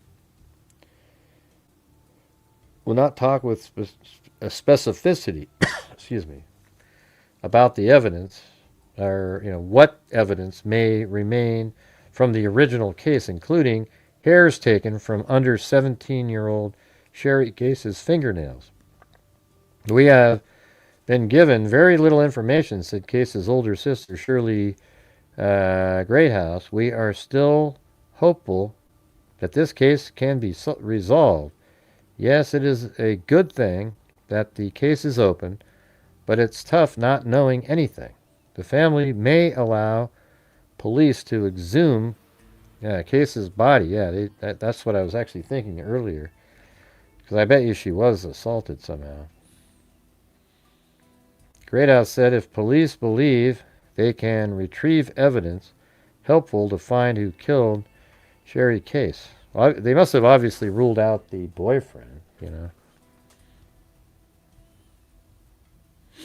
Yeah, we cover cold case. We used to do that all the time in here. But times have shifted on YouTube where if you don't cover the popular case going on at the time, it's hard to get viewers. Look at the viewership count right now. There's 85 people watching. Yeah, it's hard. So you got to always stick with, like right now you got to either do Guthrie or Tyler Robinson or, one of these, something, in the news or something. I don't know. But yeah, this literally is a cold case, right? But anyways, we're reading the 2005 article. This happened in 1977. It sounds like her parents dropped her off at her boyfriend's trailer. Then the boyfriend went to work, and then when he came back, he came home, and her stuff's in there, but she's gone. But he thought, oh, maybe she went to the store, but she never went to the store. She didn't show up to work the next day, didn't pick up her money, and that's when her mom realized she wasn't alive anymore. Also, because of that and the fact that she didn't show up to her friend's birthday party, things like that, she would never do that. And so then she disappeared, and then 2 months after that, she was reported missing. She was found kind of on the side of the road, badly decomposed, and they haven't solved it. We are continuing to actively investigate Sherry Case's murder by looking at old leads and pursuing new leads. Case was last seen by her parents on October 28th when they dropped her off at her boyfriend's trailer in rural Centralville. Her body, with $40 and a set of keys and also sizes for the gifts she was going to buy her brother and sister, she had a set of keys in her back pocket, was discovered nearly 2 months later on a dirt road off Town Hall Road near Belleville. 5 months after Case's body was discovered, Elizabeth West was abducted near West Main Street in Belleville while walking home from Belleville Township Township West High School Play. I don't even know what that means. Let's see. Main Street in Belleville while walking home from a Bellevue, a play that was going on at the school. West's body was found in a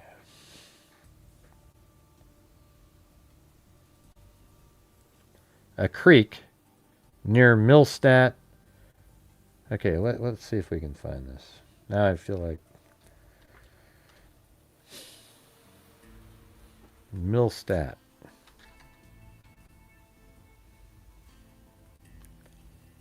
It's got to be right around here. Okay, she's found in a creek, and then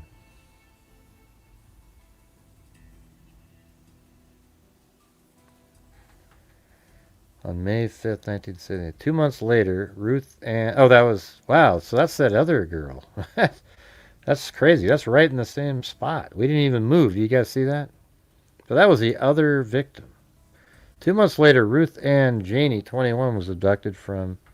I mean, I think that's what we just said, right? I mean...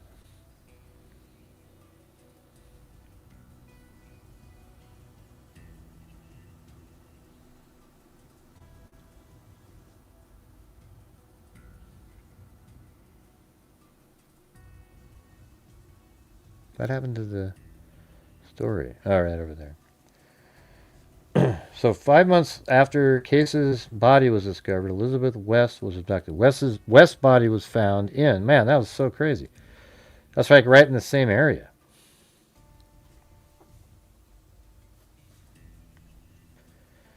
Let's see. So then 2 months later, Ruth Ann Janey, 21, was abducted from a downtown Belleville bank parking lot. Her decomposed body was found a year later in a rural Hecker field. All three women, including who we're talking about, Case, were strangled. Bauman, then 27, came to police attention 3 weeks after Janey's abduction when he tried to abduct a woman from a Belleville coin laundry. So, man, he might be, this Bauman one, he might be the one that did Sherry Lynn Case. The woman, Jeannie Taylor, escaped. Bauman was facing 30-year prison sentence after he was convicted of trying to abduct Taylor, but while awaiting a transfer from St. Clair County Jail, Bauman confessed he committed the West and Janey murders. In 1999, the St. Louis Post-Dispatch reported Deputy Robert Miller, who took Bauman's confession, enlisted the help of Bauman's cellmate, Danny Stark, to trick Bauman into confessing to murders by concocting a fake jailbreak to delay his transfer to prison. Stark, in a recent interview with the News Democrat, stated Bauman talked about murdering a third girl. A search of newspaper archives uncovered the unsolved case murder. The sheriff department then reopened the investigation. During the taped confession in 1978, Bauman told Miller if West was strangled, she might have been strangled with a wire. But evidence showed West was strangled with her bra strap. Case was strangled with a wire. So he probably didn't know which one he was talking about.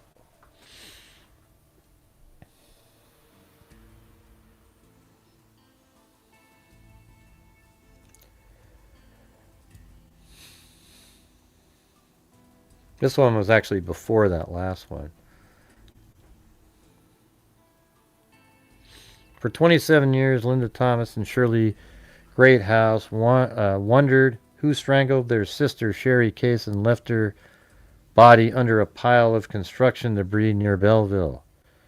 They may get an answer. St. Clair County Sheriff Merle Justice have reopened the probe into Sherry's 1977 death to determine whether it to be connected to accused killer Gregory Bauman, who had spent 26 years in prison for the 1978 murders of Elizabeth West and Ruth Ann Janey.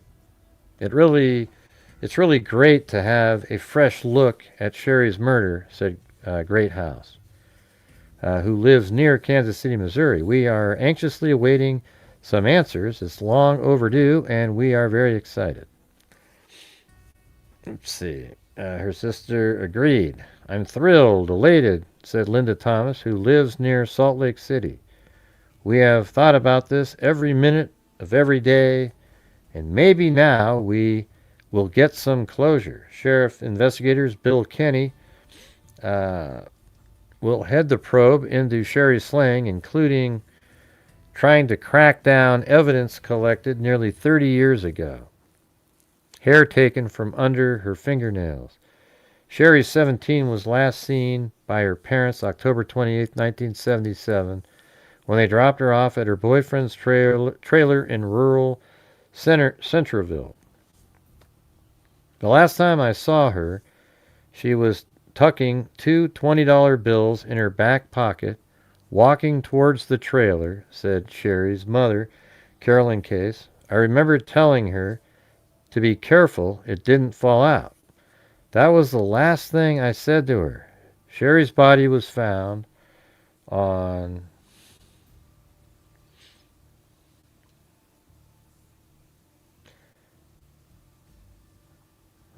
on a dirt road off Town Hall Road on December 19, 1977. The money still tucked in her back pocket along with a set of keys. The teenager had been strangled with a wire and a green sock was stuffed in her mouth. Her left foot was without a shoe or sock. Her left shoe was found in a small creek about 25 feet away, according to police reports. So they took her there, and then what he did was when he got there, he then took her shoe off, and she started to make, well, she's probably started to scream. Then he took her shoe off, then stuffed the shoe or sock in her mouth to get her to shut up, then threw the shoe in the creek, and then strangled her. And that's what he was doing there. It seems like he had her for a while. Sherry was buried on Christmas Eve. We just did what we had to do, Greathouse said. We prepared for the funeral, then we tried to heal privately. 5 months later, Elizabeth West, 14, was abducted while walking from a Belleville Township West High School play. Her body was found in a creek near Millstadt on May 5th, 1978. She had been strangled with her bra strap. 2 months later, West's body was found. Ruth Ann Janey, 21, disappeared from a Belleville bank parking lot. Her decomposed body was found a year later in a field near Hecker. She also had been strangled. Bauman was arrested after he tried to abduct then 31-year-old Jeannie Taylor from a Belleville coin laundry. Bauman, then 27, was convicted of abducting Taylor and was sentenced to 30 years in prison. While waiting a transfer from St. Clair County Jail to state prison, he confessed to the West and Janey murders to Deputy Robert Miller. In 1999, the St. Louis Dispatch reported Miller enlisted the help of Bauman's cellmate Danny Stark to track Bauman trick him into confessing by concocting a fake jail break plot to delay the transfer to prison. Come on, you guys. Isn't there a reading super chat deal going on here, you guys? What was that called before? I don't remember. But if you guys could help support the channel, I would appreciate it. I know we're not doing Tyler Robinson today, but it would be great.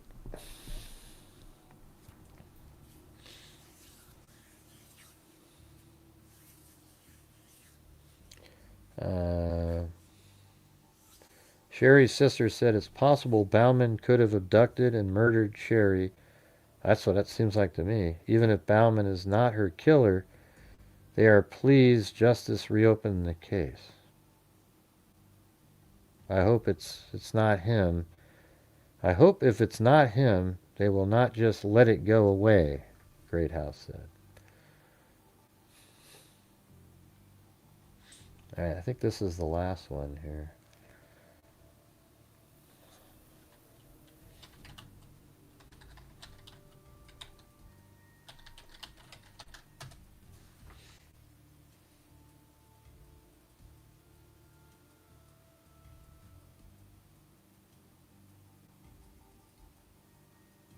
Yeah. All right, let's see. Here we go. That's Gregory Bauman back then, and this is him now.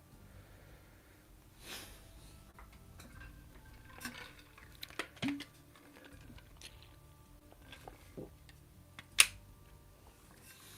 don't know what that means, Sandy.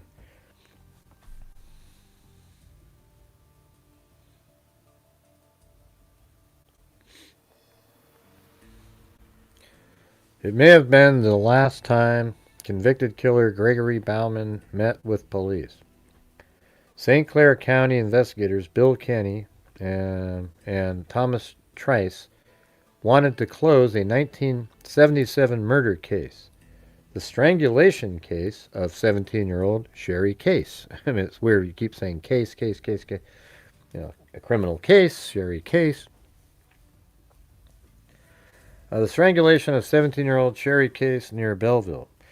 They believe Bauman may be their man. On June 23, 2015, Trice and Kenny traveled to Potosi Correctional in Missouri, where Bauman was on death row for the 1977 murder of Velda Joy Rumfelt in St. Louis County. Huh, that's a different... Those aren't even the two that they mentioned, right?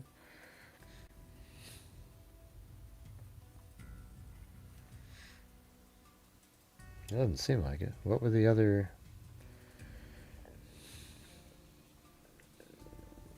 My stomach's just going all over the place.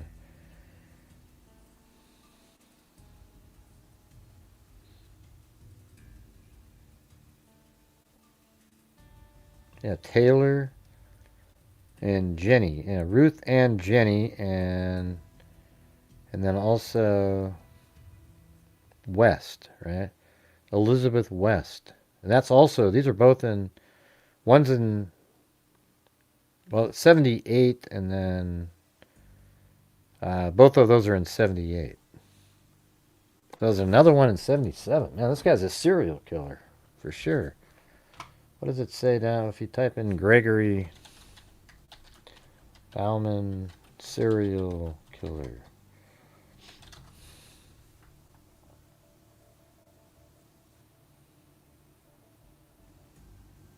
Gregory Bauman was a convicted murderer and suspect in multiple killings across Illinois and Missouri.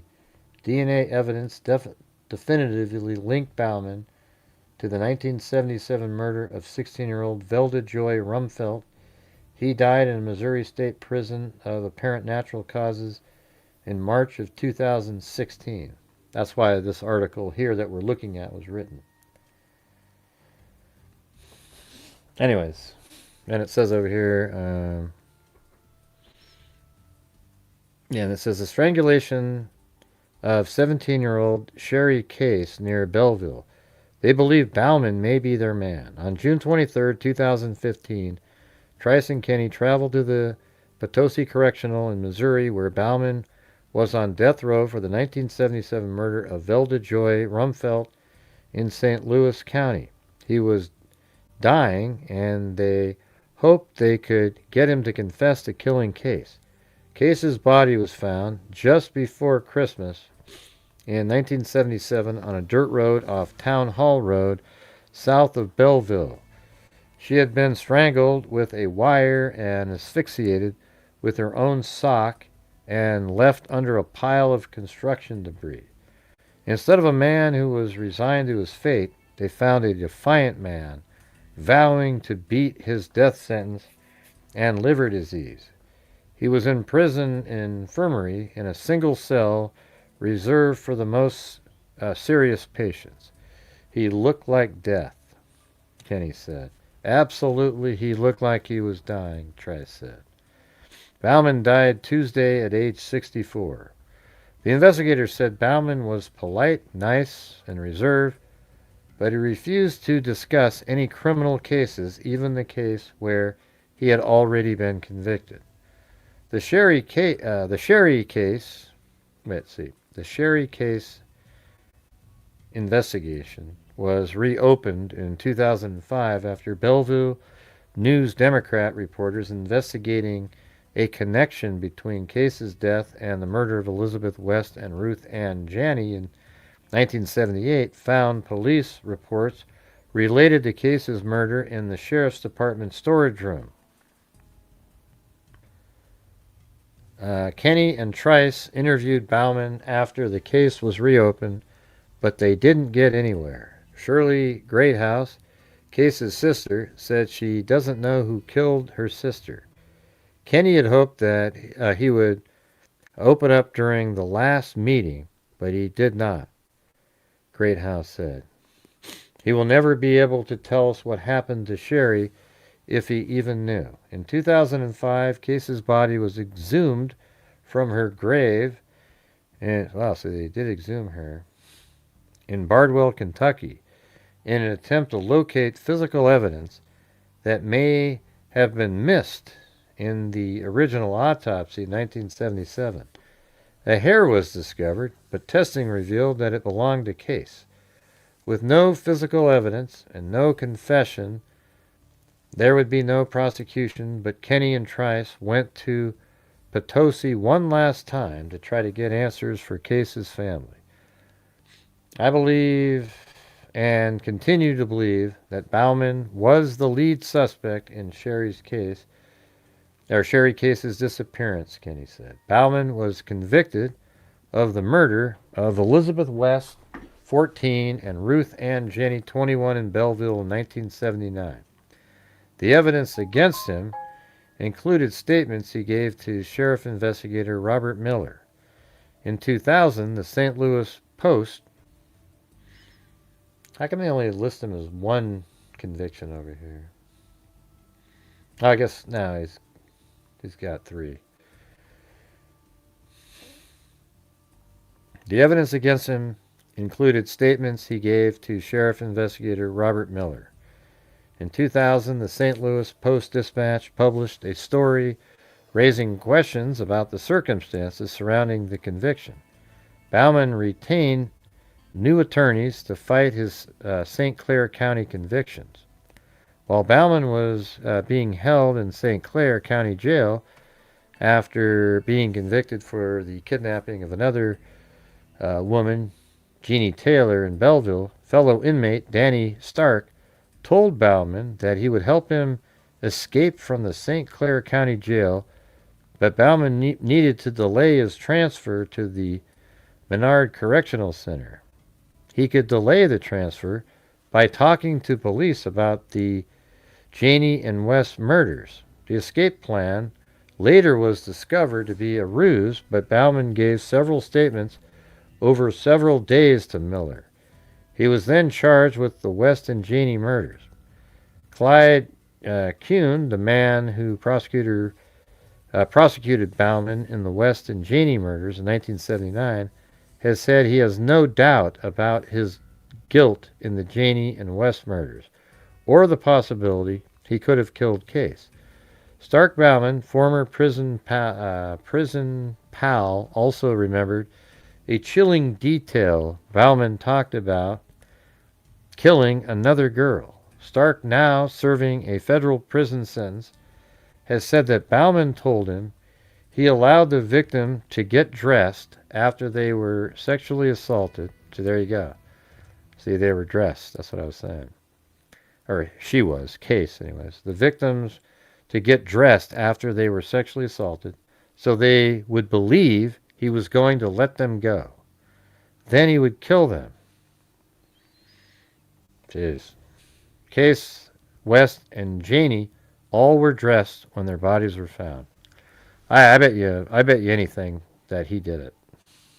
It's the same. During the taped confession in 1978 with Miller, Bauman said if West was strangled, she might have been strangled with a wire, but West was strangled with her bra strap. Case was strangled with a wire. Trice credited Miller, who is now deceased, and former Belleville Police Chief James Rokita with getting Bauman off the streets and preventing him from committing other murders. Miller was the investigator who took Bauman's confession. He was also the investigator who later came under fire for colluding with Stark to trick Bauman with the escape plot and getting him to talk to him about the Janey and West murders. After he was locked up in 1979, there were no more victims. Greathouse isn't sure whether Bauman killed her sister or not. In the end, she says it doesn't matter because she does believe he abducted and killed Velda Rumfelt, West, and Janey. I don't know why he was wired the way he was to do the things he did, Greathouse said. Trice is now retired from the sheriff's department. He teaches social and behavior science in the criminal justice division at Linwood University in Belleville. Kenny is a captain at the sheriff's department. Kenny didn't give up hope that Bauman would admit he abducted and murdered Case. He kept that hope until Tuesday when he learned Bauman had died. When he left that day of his visit last June, Kenny left his business card. I told him when his time got close, if he had a change of heart, to give me a call, Kenny said. That call ever come, Bill? Trice asked. Never did, Kenny replied. Wow, that's crazy. See how weird that is, you guys? Like, just sort of one thing. Like, everybody that just watched that whole thing, and now you know that case. And that's her right there. Sherry Case, that one. You know, started off, just that picture right there.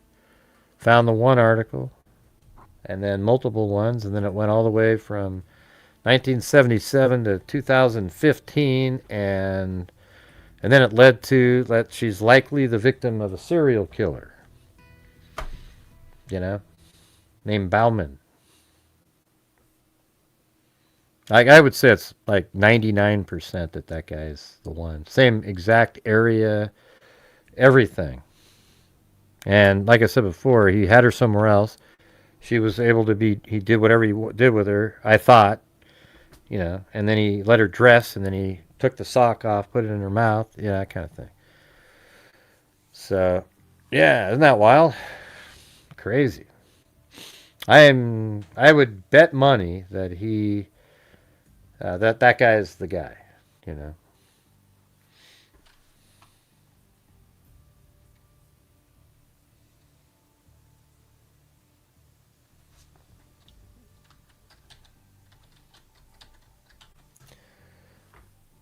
I wonder where he lived before. Well, he was arrested when he was pretty young.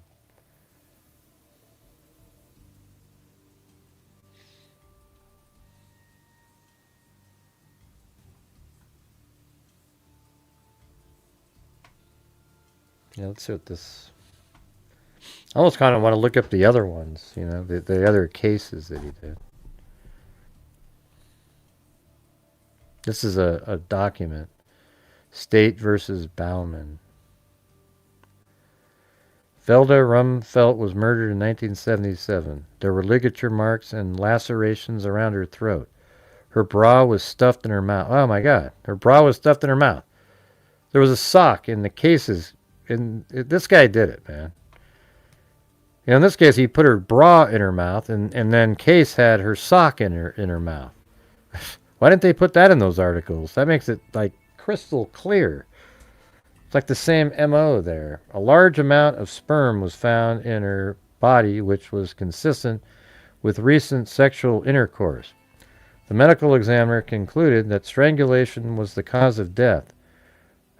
Just like her. Just like Case. She had a sock in her mouth and she was strangled. She had a bra in her mouth and was strangled. Isn't that crazy? I don't know. In 1979, Bauman was convicted in Illinois of killing Ruth Ann Janey and Elizabeth West and was sentenced to 2 concurrent terms of life imprisonment. Shortly after Bauman's release from jail, James Rakita, an investigator with the Bellevue, Illinois Police Department, forwarded Bauman's DNA profile to the St. Louis County Police Department. St. Louis County investigators compared Bauman's DNA profile to the DNA profile extracted from sperm recovered from Rumfelt underwear. Bauman's DNA profile matched the DNA profile of the sperm recovered from Rumfelt. The estimated frequency of the DNA profile derived from the sperm was 1 in 46, let's see, a quintillion or something. I don't even know what that number is so big there. Bauman was charged with Rumsfeld murder. The state presented evidence that Bauman's DNA was found in Rumsfeld's underwear. That's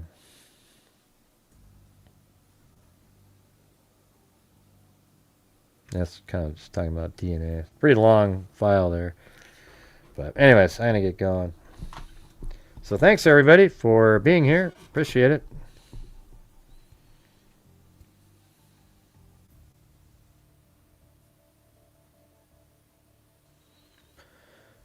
Let's see. So thanks to Richard Watts, Wild Bill Wassman, Alley Cake, Stacy Von Brott. We didn't make the goal tonight, but hey, you know, not too bad. And thanks for Marty over there. Thanks so much for the coffees. So we had Wild Bill Wassman, Alley Cake. Then we had Devin's Forearm. Then we had Cindy, 33 months of pure hell. Yeah, probably. Wild Bill Wassman, Alley Cake. Then Paul Ayers came in, gifted 5. Then we had Wild Bill Wassman, Alley Cake, KMTX, Alley Cake. Then I had to gift 1 just to reach a challenge. And then the challenge gave us 10 more by Paul Ayers. So that was nice. Then Paul Ayers again. Then Roger Smith, Wild Bill Wassman, Kelly, Paul Ayers, Michelle, Wild Bill, 6 Kids UK, Cheryl Bullock, Jessica Schubach, Lisa Valenzuela, Jessica Schubach, and then Haley at the end. So let's see, what did we end up? We ended up about 80 short. But, you know, better than a stick in the eye, I guess. Yeah, what a monster this guy is. Kind of wanted to look into the other cases that he was involved in. But, I mean, it's like, okay, he's already been convicted. They're not unsolved. Hers hasn't been... I mean, I think it's obvious, right? I mean, it's right there in the same exact area. So, of course, he did it, you know? That's exactly the same thing. She was abducted, you know, this time probably from her trailer. I mean, I don't know. Maybe she actually went out of the house and went somewhere with her money and then got abducted. I mean, we don't really know that, but the fact that he put the sock in the mouth, you know.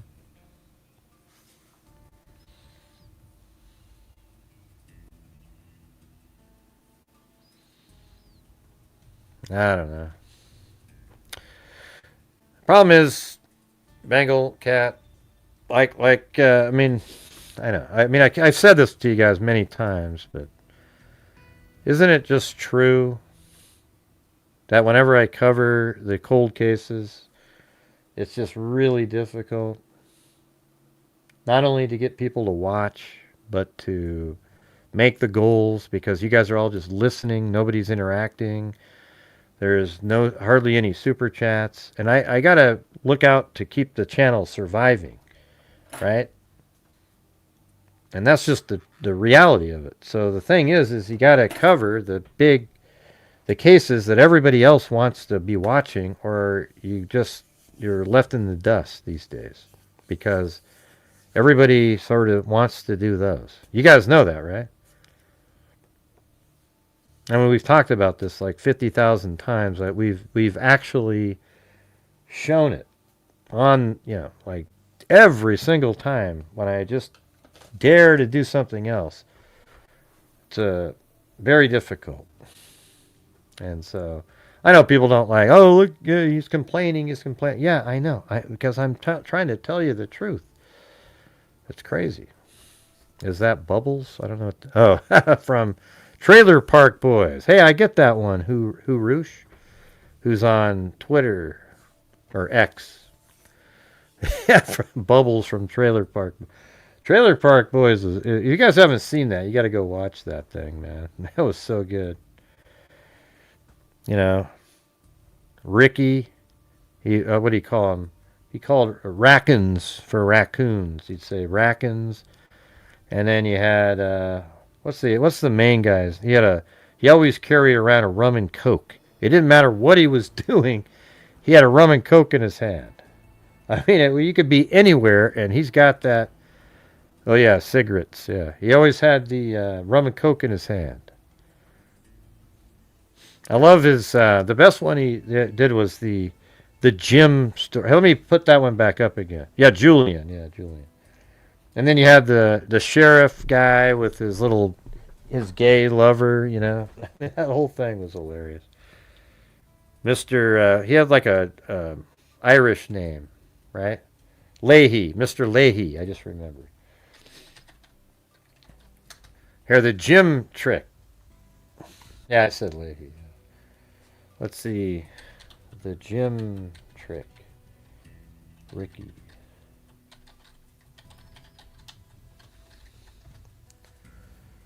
Yeah, this is it right here. Yeah, is this one? Is this the gym? Hold on. Nah. Jesus Christ, George's been trying to take him down for 3. What it is, it's like a mockumentary. It's not real, but they make it try to make it. This is the gym trick right here. Look at. Hey guys, what's your first name, bud? Randy. Randy who? Randy Leahy. So Leahy's the guy. He just threw out Leahy because Leahy's the name of the trailer park. He's not the sheriff. He runs the. Well, I think he used to be law enforcement, but he runs the trailer park. So here you go. You go, but he just said, "I'm Ricky Leahy," and then look at Julian's face. He kind of looks. Randy Leahy. Yeah. You look familiar. I know you from somewhere too. You know Jim, or Jim knows you, or something like that. Do you know a Jim, or does a Jim know you? That's hilarious. Think about that. Do you know a Jim, or does a Jim know you? Well, everybody has a Jim. Everybody knows a Jim. We all know one, Jim Lawn, that comes in here, right? Do you know a Jim, or does a Jim know you? That always made me just laugh, man. I thought that was just the funniest thing.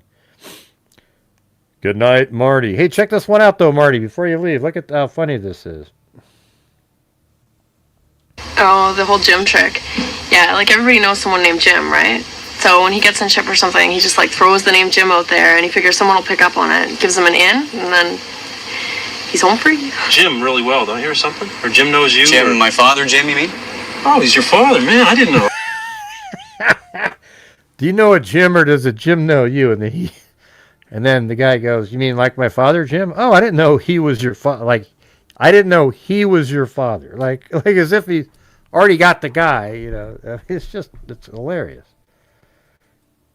Something? Or Jim knows you? Jim, my father. What was the name Jim out there? Too. You know Jim, or Jim knows you, or something like that?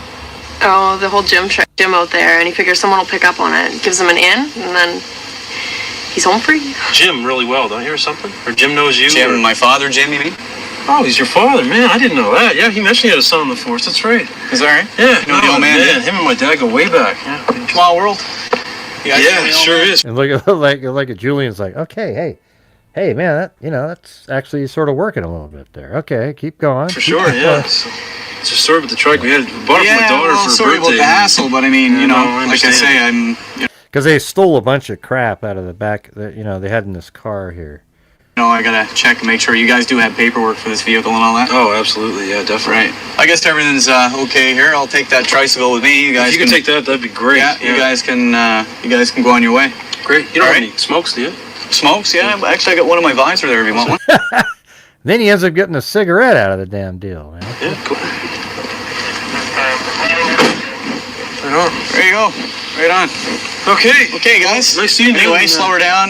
You guys were going a little fast back there, too, so just slow her down and be careful, eh? Okay. That was so good. But the whole show's like that. Just stupid crap. Yeah, well, that's just the way it is, Lisa. How do I survive? And just doing cold cases and other stuff like that. You know what I mean?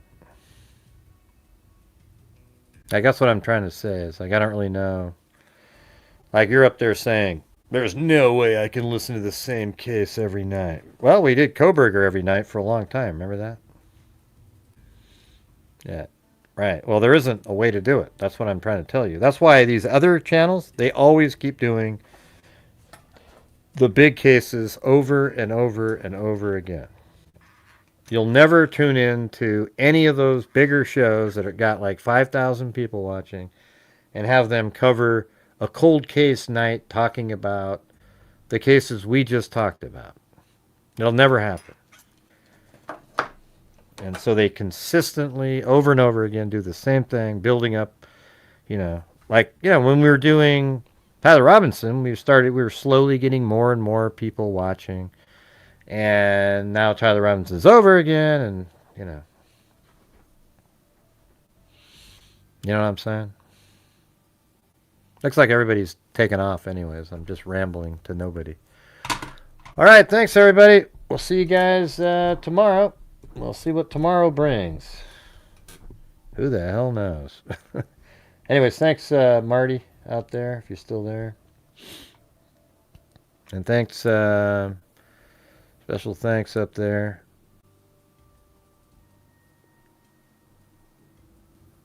I was looking at Haley's name in there, but Paul Ayers. And thanks, Haley, there at the buzzer. Appreciate that. I mean, if you guys can give me some advice, that'd be great. But have you ever seen, like, I don't know, what's his face, the detective? He always does the same ones, It's never just some rando case. And then even ones that he did a long time ago, he won't pick up again because they're not popular anymore. Good night, Haley. Good night, Sandy Shirley. Good night, Bengal Cat Chili. Good night, Jessica Schubach. Good night, allegedly, in my opinion. They beat... Yeah. Well, I mean, I'd love it, but you guys saw, though, tonight, right? I mean, it wasn't even a lot of people here tonight because I was always sort of talking about something else. But as soon as we switched over to the cold cases, we went down into the below 100. Like, we had like 85 and stuff. That's insanity. So if you can figure out a way that somehow that means, we can build more and more people, let me know. I just don't know how to do it. I know how to put all the pieces together and figure shit out.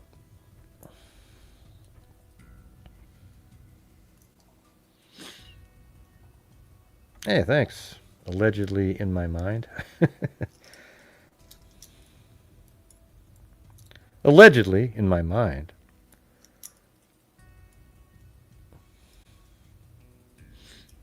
And that's not true, Sandy.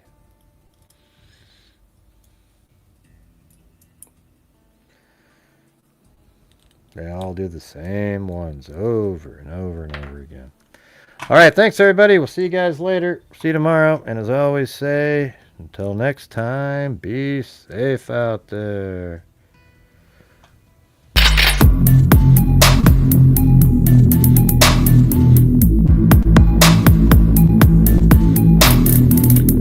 Lawyers aren't really true crime people.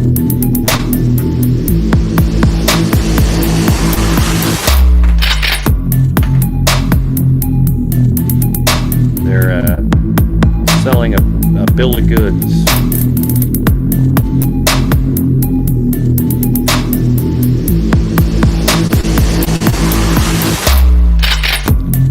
Thank you, freaks. Hopefully pretty soon we'll get some the DNA and answers in that torso case in Indiana. That would be sweet. Hey, thanks, horse teeth, cow teeth. Where's Jim? Anyways, thanks. See you guys.